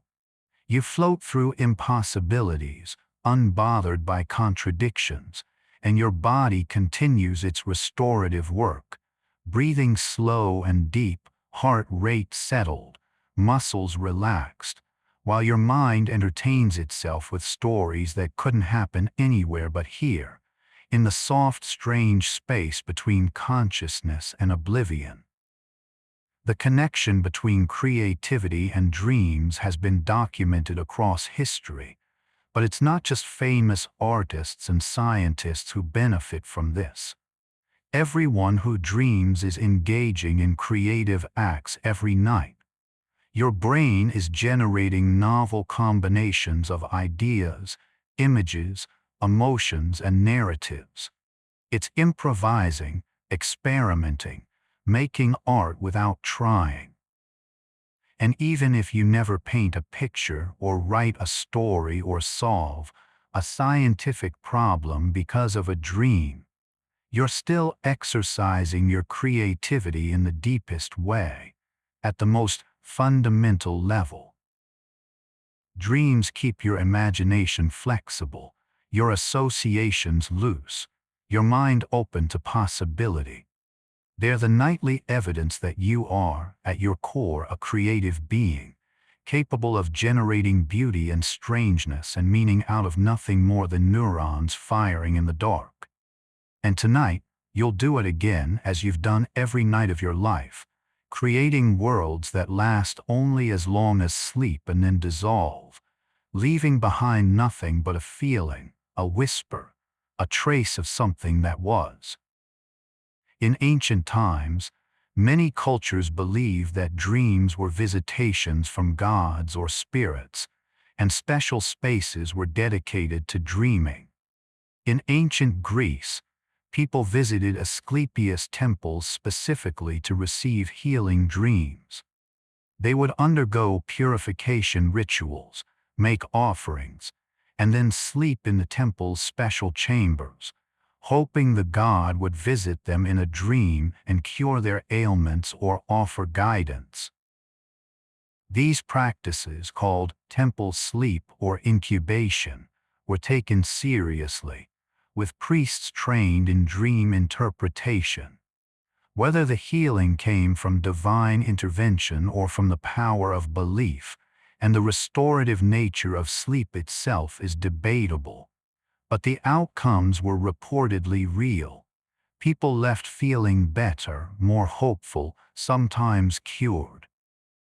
This reminds us that the context in which we sleep, the intentions we hold, and the respect we give to the dream state can all influence our experience. You don't need a temple, but creating a peaceful sleep environment, honoring rest as sacred time, can change the quality of your nights. The longest recorded period of continuous REM sleep in an experiment was about 2 hours, far longer than the typical REM periods we experience naturally. This was achieved in a lab setting under specific conditions designed to prolong REM. Normally, REM periods start short, around 10 minutes in the first cycle of the night, and gradually lengthen with the final REM period before waking lasting up to an hour. But 2 hours is extraordinary, an extended stay in the dream world.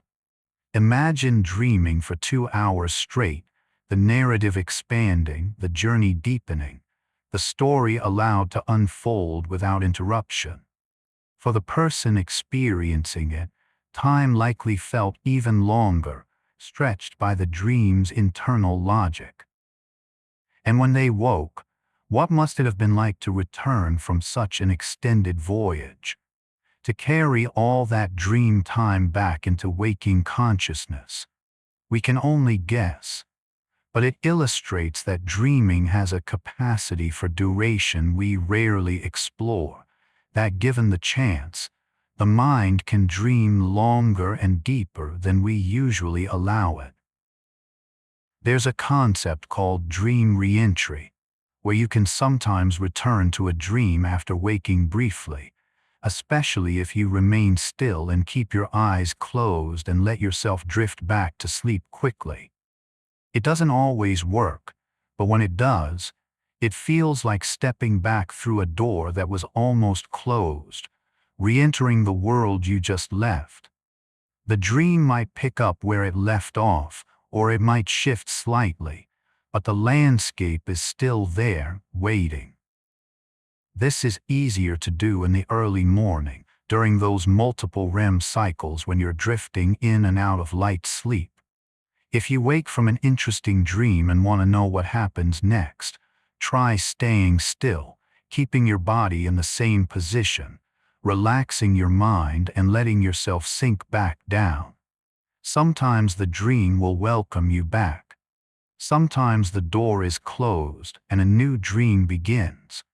Either way, it's a gentle practice, a way of honoring the dream without clinging too tightly. Animals display REM sleep, but the amount varies by species in fascinating ways. Cats spend a large portion of their sleep in REM, which is why they twitch and move so much while sleeping. Dolphins and some marine mammals have almost no REM sleep, possibly because they sleep with half their brain at a time to maintain breathing and awareness of their environment. Some birds experience REM in very short bursts, only a few seconds at a time. Opossums, surprisingly, have among the highest amounts of REM sleep of any animal. The variation across species suggests that REM and dreaming serve different functions or have different importance depending on the animal's ecological niche and lifestyle. But the fact that so many animals experience it suggests it's evolutionarily important, something deeply embedded in the biology of complex brains. And so when you dream tonight, you're participating in something ancient and widespread, a process shared by countless creatures across the tree of life, all of us closing our eyes and drifting into our own versions of the dream world. The word dream itself has roots in Old English and Germanic languages, where it originally meant joy, music, or mirth. Over time, the meaning shifted to refer specifically to the visions experienced during sleep. There's something poetic about that etymological connection, the link between dreams and joy, between the mind's night visions and music. It suggests that our ancestors saw dreams as something beautiful, something to be celebrated rather than feared. And while not all dreams are joyful, there is a kind of music to them, a rhythm and flow, a symphony of images and emotions playing out in the theater of sleep. Language evolves and meanings change, but maybe some truth remains in that old connection. Maybe dreams at their best are a kind of joy, a kind of music, the mind singing to itself in the dark, creating melodies from memory and imagination and the mysterious workings of the unconscious. Some people experience a phenomenon called dream claustrophobia, where they feel trapped in a dream and struggle to wake up. The dream might be unpleasant or neutral, but the feeling of being unable to escape, unable to open your eyes or move your body in waking life, creates distress. This can be related to sleep paralysis or simply to the depth of sleep. Sometimes you're so deep in REM that the pathway back to waking consciousness feels blocked. If this happens, trying to relax and let go often works better than struggling. Fighting the dream can increase anxiety, which keeps you locked in the state. But if you surrender, remind yourself that it's just a dream and that you will wake up eventually, the transition usually comes more smoothly. Dreams always end. Sleep always gives way to waking. And even when it feels like you're stuck, you're not. You're just passing through a deeper layer than usual, and morning will come, as it always does, pulling you gently back to the surface. Let your jaw go slack now. Let your face be smooth and soft. No tension in your forehead, no tightness around your eyes. You might notice that your breathing has changed since we started. Maybe it's slower now, deeper, more rhythmic. That's your body taking over, guiding you toward sleep. You don't have to do anything. You don't have to try. Just be here, resting, listening or not listening, drifting in that comfortable space where you're not quite awake and not quite asleep. This is the threshold, the place where dreams begin. And it's a good place to be. Safe, soft, quiet. Stay here as long as you like. Let go whenever you're ready. There's no wrong time to fall asleep.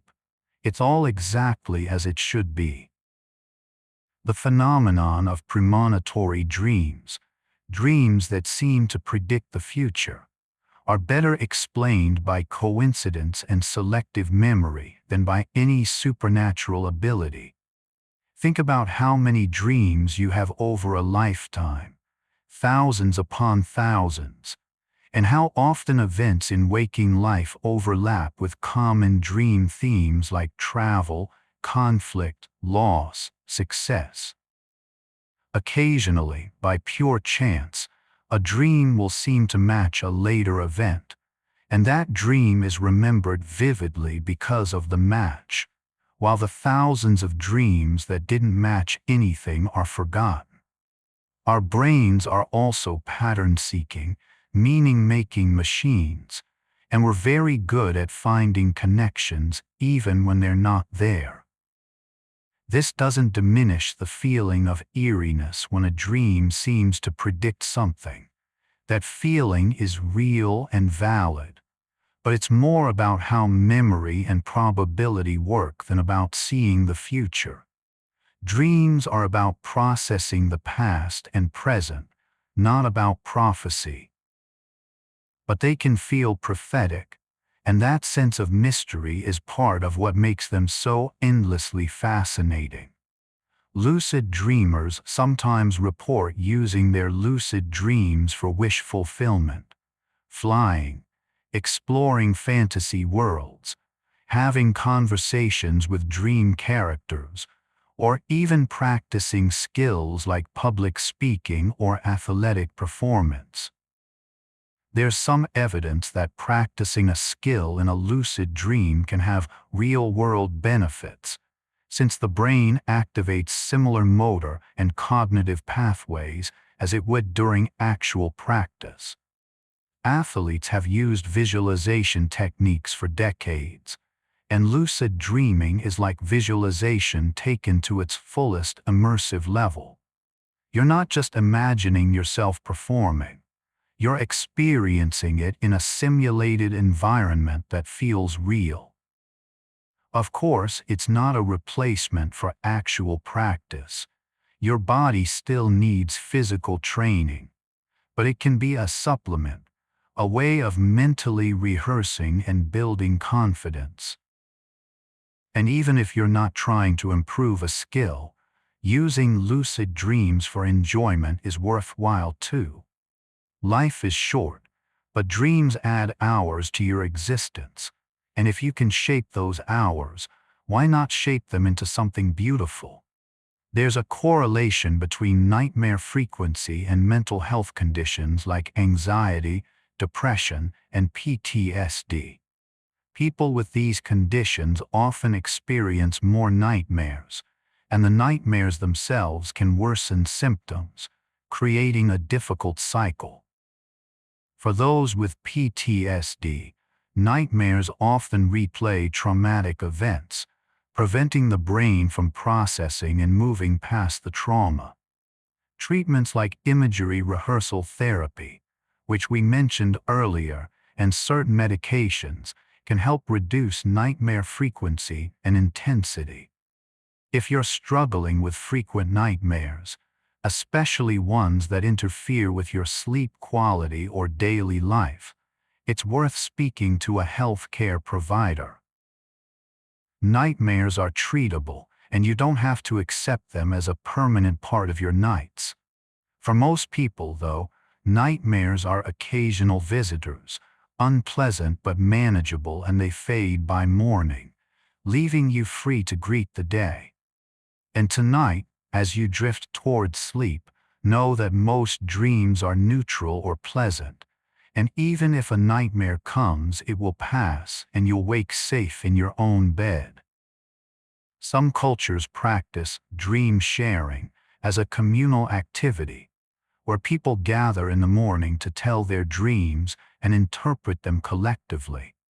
Among some indigenous Australian groups, dreams are shared and considered important sources of knowledge and guidance for the community.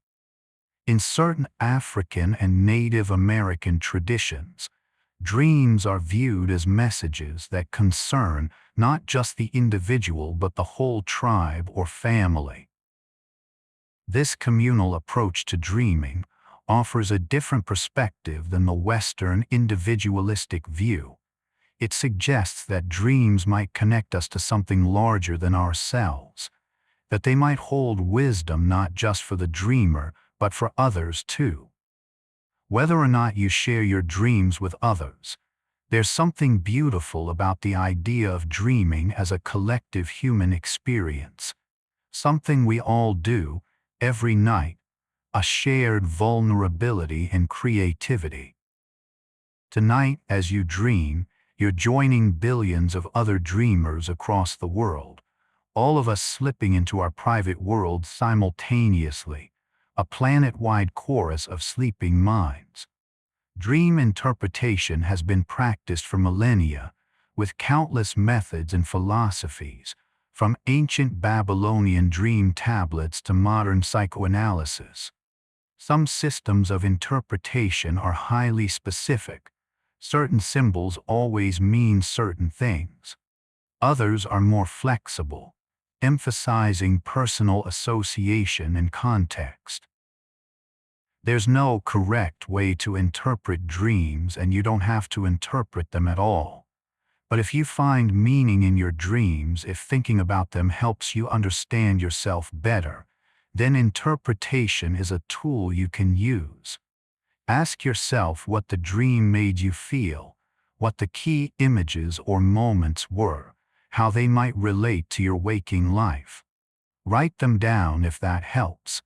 Talk them through with someone you trust. Or simply hold them in your mind, turning them over like smooth stones, seeing what resonates.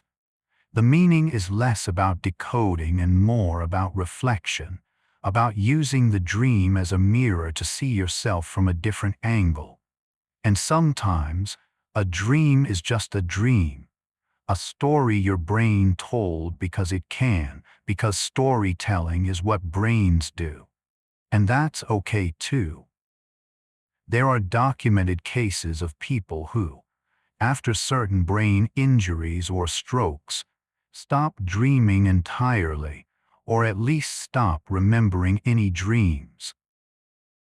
Damage to specific brain regions can impair the dreaming process, particularly injuries to areas involved in visual processing or memory formation.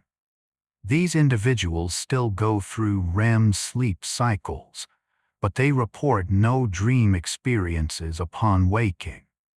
Conversely, other brain injuries can lead to hypervivid dreaming or make it difficult to distinguish dreams from reality. These clinical cases teach us that dreaming is a complex neurological process, one that can be disrupted or altered by changes in brain structure or chemistry. But for most of us, the machinery works seamlessly, night after night, without our conscious awareness or effort, and we take it for granted. Your brain is doing so much for you right now, even as you rest. It's healing, consolidating, creating, and preparing you for tomorrow. And dreams are one part of that intricate, miraculous process. The emotional regulation that occurs during REM sleep may be one reason why sleep deprivation leads to increased irritability and emotional instability. When you don't get enough sleep, particularly REM sleep, your brain doesn't process emotions properly, and you wake up more reactive, less resilient, quicker to frustration or sadness.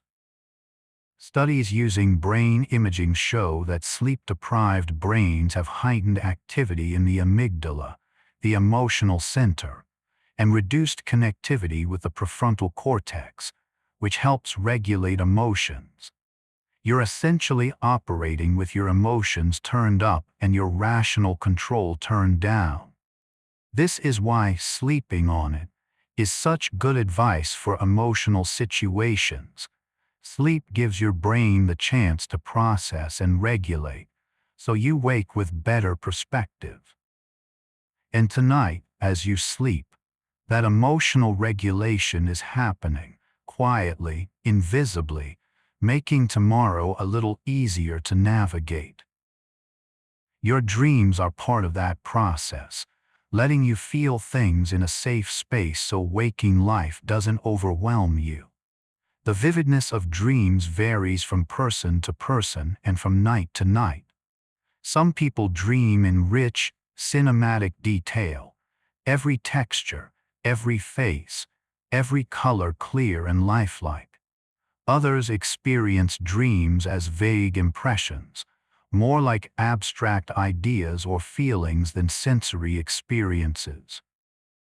This variation is normal and may relate to differences in brain activity patterns during REM, individual differences in visual or sensory processing, or even how much attention you naturally pay to sensory details while awake. If your dreams are vague, it doesn't mean you're doing something wrong. It's just your particular way of dreaming. And if your dreams are hypervivid, that's not a problem either, unless they're distressing. There's a wide spectrum of normal. Your dreams are exactly as vivid as they need to be for your brain to do its work, and that's enough. Let them be what they are without comparison or judgment, just another expression of your unique mind. Some antidepressants, particularly SSRIs, can suppress REM sleep in the short term, but interestingly, this doesn't seem to harm the emotional processing that REM is thought to provide. In fact, for many people, the reduction in nightmares and the improvement in overall mood outweigh any concerns about REM suppression. The brain is adaptable. If one mechanism is reduced, others may compensate. And over time, REM sleep often normalizes even while continuing medication. This highlights that our understanding of sleep and dreaming is still incomplete. We know they're important, but we don't know every detail of how they work or what happens when they're altered. The brain is resilient and flexible, and it finds ways to maintain function even under less than ideal conditions. If you're on medication that affects your sleep or dreams, trust that your brain is adapting, doing its best with the circumstances. And if you have concerns, talk to your doctor. They can help you find the balance that works for you. The phrase, the land of Nod, is sometimes used poetically to refer to sleep, and it originates from the Bible. Nod was the land east of Eden where Cain was exiled. But over time, the phrase became associated with nodding off, with drifting into sleep, and now it evokes a gentle fairy tale quality, a place you travel to each night. There's something lovely about thinking of sleep as a place, a destination, rather than just a state of unconsciousness. You journey there every night, you explore its landscapes, meet its inhabitants, experience its stories, and then you return, carrying fragments of the journey with you. The land of Nod is always there, always waiting, a homeland you can return to no matter where you are in waking life. And tonight, the border is thinning, the path is opening, and the journey is beginning if it hasn't already begun, if you haven't already crossed over without noticing. In some spiritual and esoteric traditions, dreams are considered a form of travel, astral projection, soul journeys, visits to other dimensions. While these interpretations aren't supported by mainstream science, they speak to the profound and mysterious quality of dreaming, the sense that you really do go somewhere when you sleep. And in a way, you do, not to a physical place but to an inner dimension every bit as complex and varied as the outer world. Your dream world has its own geography, its own rules, its own cast of characters. You travel there every night, explorer of the unconscious, wanderer of the inner cosmos. Whether you call it a journey of neurons or a journey of the soul, the experience is the same. You leave the waking world behind and enter another, and you return changed, even if you don't remember how. That transformation is real, whatever its source. And it's happening right now as you listen, as you relax, as you begin to let go. Children often ask what dreams are, and the simplest answer is, dreams are stories your brain tells you while you sleep. This answer is true without being overly complicated. Dreams are narratives constructed from memories, emotions, sensory data, and imagination, all woven together by the brain's incredible capacity for storytelling.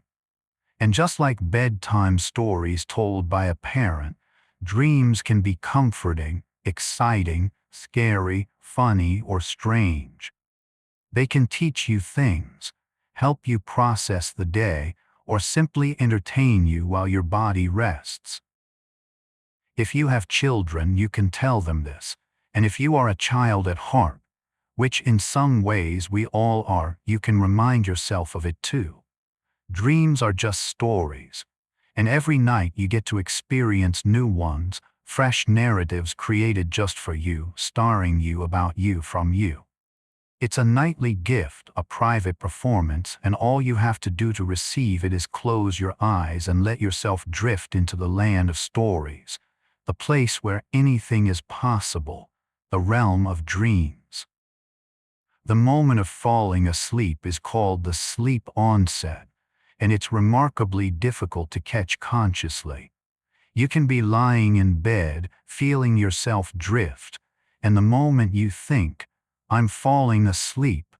You're pulled back to wakefulness by the very act of observing. Sleep onset is a surrender, a letting go that happens only when you stop watching for it. It's like trying to catch the exact moment you fall in love or the instant a day becomes night. It's a transition, not a point, and consciousness blurs across it rather than clicking off like a light. This is why trying too hard to fall asleep backfires. The effort itself keeps you awake. Sleep comes when you stop chasing it, when you relax into not knowing, when you allow yourself to lose track of the boundary between awake and asleep.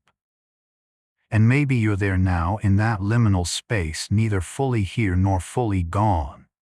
If so, stop trying to hold on. Let go. The night will catch you. Some people experience a sensation of falling just as they're about to fall asleep, and this hypnic jerk, which we discussed earlier, can be accompanied by vivid imagery, like dreaming that you've tripped or stepped off a curb. It's startling, but it's also a sign that you're very close to sleep, that your body is transitioning. After the jolt, if you settle back down and let your mind quiet again, sleep often comes quickly. Your body was testing the waters, checking the edges of consciousness, and now that it knows where the boundary is, it can cross more smoothly. So if it happens tonight, don't be frustrated. Just breathe, relax, and let yourself drift again. It's like knocking on a door. The first time you knock, you're announcing yourself, and the second time the door opens and you step through into sleep. Certain frequencies of sound, like binaural beats or white noise, are sometimes used to influence brainwave patterns and promote deeper sleep or more vivid dreams. Binaural beats work by playing slightly different frequencies in each ear, and the brain perceives a third, phantom frequency. The difference between the two. Some research suggests this can encourage the brain to enter specific states, like deep relaxation or REM sleep, though the evidence is still emerging and results vary. White noise or pink noise can mask disruptive sounds and create a consistent auditory environment that helps maintain sleep. If you're listening to this through headphones or speakers, the sound of this voice is already providing a kind of auditory anchor, a consistent, calm presence that can guide you into and through sleep. Sound can be a bridge between waking and dreaming, a thread that runs through both states, connecting them, making the transition smoother. And as you listen, let the sound be that bridge for you now. The average person spends about 1/3 of their life asleep, and if half of that sleep involves dreaming, even if not consciously remembered, then we spend about 1/6 of our lives in the dream state. That's roughly 12 years if you live to 72, or even more if you're a particularly good sleeper. 12 years of dreams. 12 years in a reality separate from waking life, governed by different rules, filled with different experiences. When you think of it that way, the dream world is not some trivial side effect of sleep.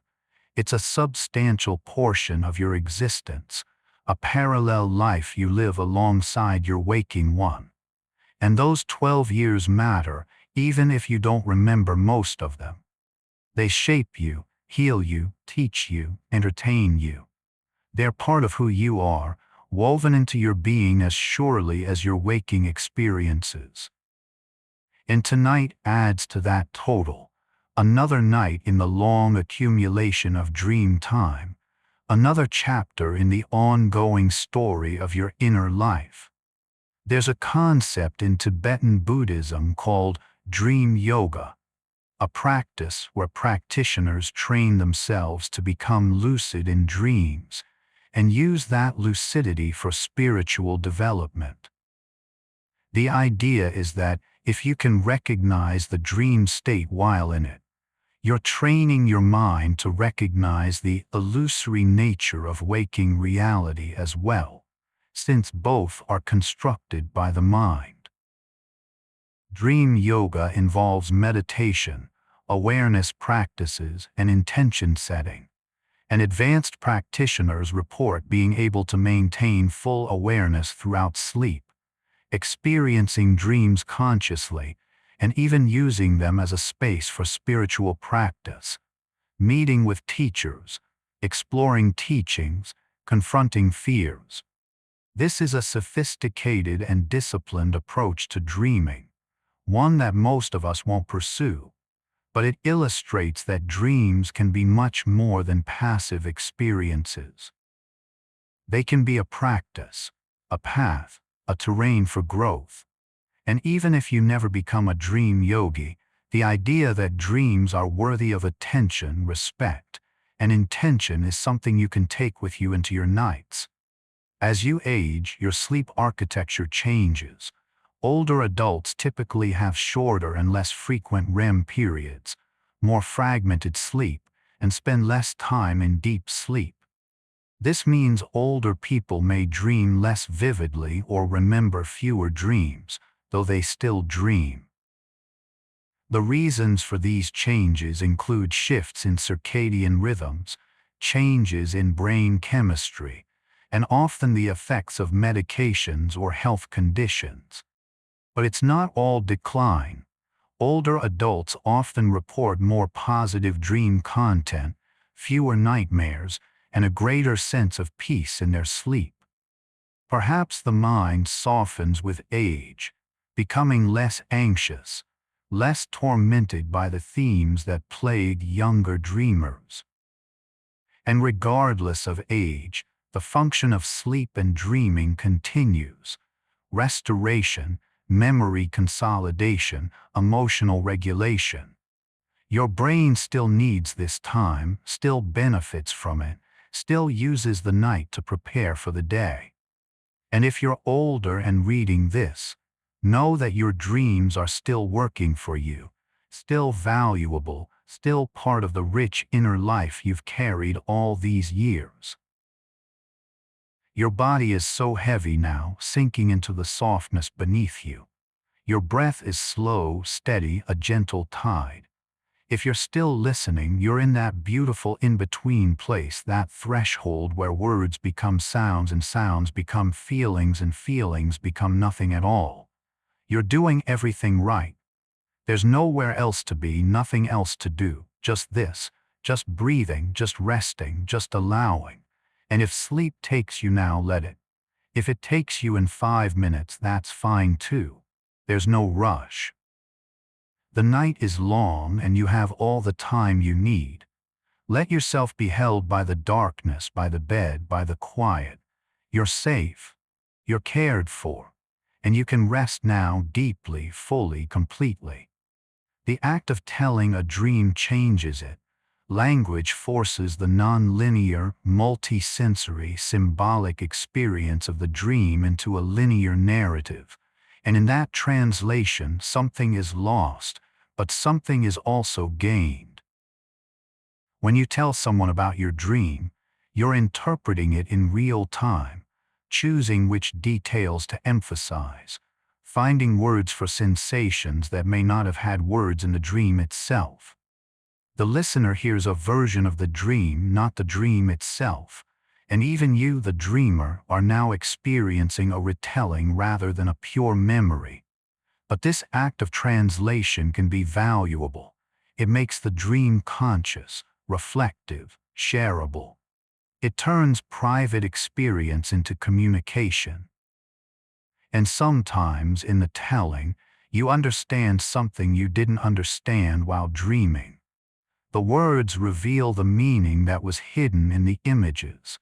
So if you want to remember your dreams, try speaking them aloud, even to yourself in those first moments of waking. Let the dream have language and see what it says. There's evidence that people who are more prone to fantasy and imaginative absorption, those who easily get lost in books, movies, or daydreams also tend to have more vivid dreams and better dream recall. This makes intuitive sense. If your waking mind is comfortable in imaginative spaces, your dreaming mind has a richer palette to work with, and the boundary between imagination and dream is perhaps more porous. If you're someone who lives vividly in your imagination during the day, your nights are likely just as vivid, just as richly populated with story and sensation. And if you're more grounded, more literal, more focused on the concrete, your dreams might be simpler, more straightforward, but no less functional. Everyone dreams in a way that suits their mind. Your dreams are tailored to you, and they're exactly what you need them to be, whether they're epic fantasies or mundane replays of the day's events. There's a phenomenon called dream residue, where elements from your waking life show up in dreams but transformed or abstracted. You might dream about a person you saw briefly on the street, but in the dream there's someone else, or they're in a completely different context. Or you might dream of an emotion you felt during the day, but it's attached to a scenario that has nothing to do with what caused the emotion originally. Dream residue is your brain sorting through the day's experiences, pulling out the pieces that have emotional weight or unresolved significance, and working them into the dream narrative. It's like your mind is doing a review, highlighting what matters, filing away what doesn't, and using the dream as a workspace for that process. So if your dreams seem to echo your day in strange, indirect ways, that's dream residue at work. Your unconscious holding up a funhouse mirror to your waking life. Some people report epic dreams, dreams that feel like they last for hours or even days, with complex plots, multiple settings, and deep emotional arcs. These dreams often occur during long, uninterrupted sleep periods, especially in the morning hours when REM periods are longest. Epic dreams can feel more like novels than snapshots, and they're often remembered in great detail upon waking. For the dreamer, they can be exhausting or exhilarating, depending on the content. Epic dreams might involve journeys, quests, intricate social dramas, or vast, detailed fantasy worlds. They're rare compared to typical dreams, which are shorter and more fragmented, but when they happen, they're memorable, leaving you with a sense of having lived another life for a while. If you've ever had an epic dream, you know how different it feels from a regular dream. It has weight, substance, a sense of time passing in a way that most dreams don't. And if you haven't, maybe tonight will be the night, as you settle into deep, uninterrupted sleep and let the dream unfold as long as it wants. The dreaming brain shows activity patterns that resemble waking perception, which is why dreams can feel so real while you're in them. Your visual cortex lights up as if you're actually seeing, your motor cortex activates as if you're moving, your emotional centers respond as if the events are really happening. The main difference is that your prefrontal cortex, the part responsible for logic, planning, and reality checking, is much less active. This explains why you can accept the absurd as normal in a dream. You lack the critical thinking that would flag inconsistencies. A person can be two people at once. You can be in two places simultaneously. Time can loop or skip, and it all seems fine because the part of your brain that would say, "Wait, that doesn't make sense," is offline. This is both the beauty and the strangeness of dreams. They free you from logic, from the constraints of reality, and let you experience the impossible as if it's the most natural thing in the world. There's some evidence that people who grow up in media-rich environments, surrounded by television, movies, video games, may have dreams that are more cinematic in structure, with camera angles, scene cuts, and narrative pacing that mimics film. In contrast, people from cultures with less exposure to visual media may dream in more straightforward, continuous ways. This suggests that dreams are shaped not just by personal experience, but by the cultural and technological environment you inhabit. Your brain absorbs the storytelling conventions of your culture and uses them as templates for dream narratives. So if your dreams feel like movies, complete with opening credits or dramatic music swells, that's your media-saturated brain doing what it knows. And if your dreams are more like memories or conversations, continuous and unedited, that's equally valid, equally meaningful. Dreams reflect the world you live in, and they're always changing, adapting, evolving alongside you and the culture you're part of. And here we are, almost at the end of our journey together through the world of dreams. If you're still awake and listening, I hope you're feeling peaceful now, relaxed, maybe a little drowsy. If you've already drifted off, I hope these words have accompanied you gently into sleep, that they've become part of your dreams, a voice in the background guiding you softly through the night.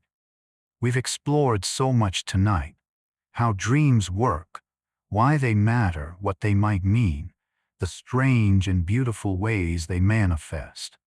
We've talked about REM sleep and lucid dreaming, about nightmares and wish fulfillment, about animals that dream and cultures that honor dreams. We've touched on science and mystery, neurology and poetry, the concrete and the ineffable. And through it all, the central truth remains: dreams are part of being human. They're a nightly gift, a reminder that you contain multitudes, that your mind is capable of creating entire worlds, entire lives, entire experiences from nothing more than memory and imagination and the firing of neurons in the dark. You don't have to understand dreams to benefit from them. You don't have to remember them for them to work. They're happening every night, whether you're aware of them or not, doing their quiet, essential work, processing emotions, consolidating memories, keeping your mind flexible and creative, rehearsing responses, integrating experience, healing what needs healing. And tonight, as you sleep, all of that will happen again. Your dreams will unfold in their own time, following their own logic, telling stories only you will ever fully experience, even if you forget them by morning. Before we part, let me remind you, sleep is not a waste of time. It's not an interruption of life. It is life, just a different mode of it. The time you spend sleeping, the time you spend dreaming, is just as important as your waking hours. It's when your body heals, when your brain sorts and files and makes sense of things, when your unconscious speaks to your conscious self in the language of symbol and story.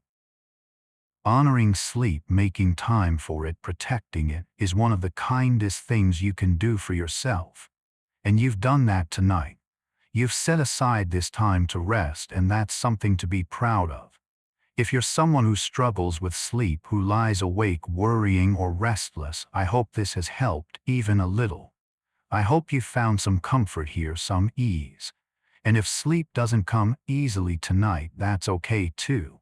You're still resting. You're still giving your body a break.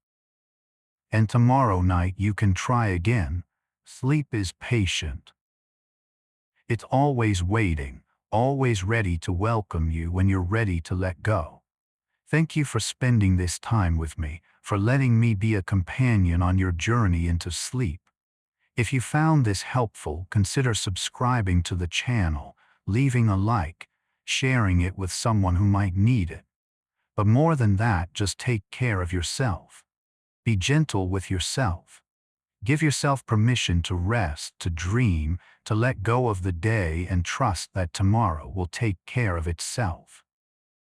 And now, as we close, let yourself settle completely. Let your body be utterly still, utterly heavy, as if you're sinking into the earth itself. Let your mind be soft, quiet, open. Let the darkness hold you. Let the night wrap around you like a blanket. And let yourself drift now into the world of dreams, into that other place where you're free, where anything is possible, where your deepest self can wander and wonder and be. Sweet dreams, dear listener. May your sleep be deep and restful. May your dreams be gentle, or if they're strange, may they be interesting. May you wake tomorrow feeling rested, renewed, ready for whatever comes. And may you always remember that in the darkest part of the night, your mind is creating beauty. Your brain is telling stories, and you are, in every sense, dreaming your way toward tomorrow. Good night.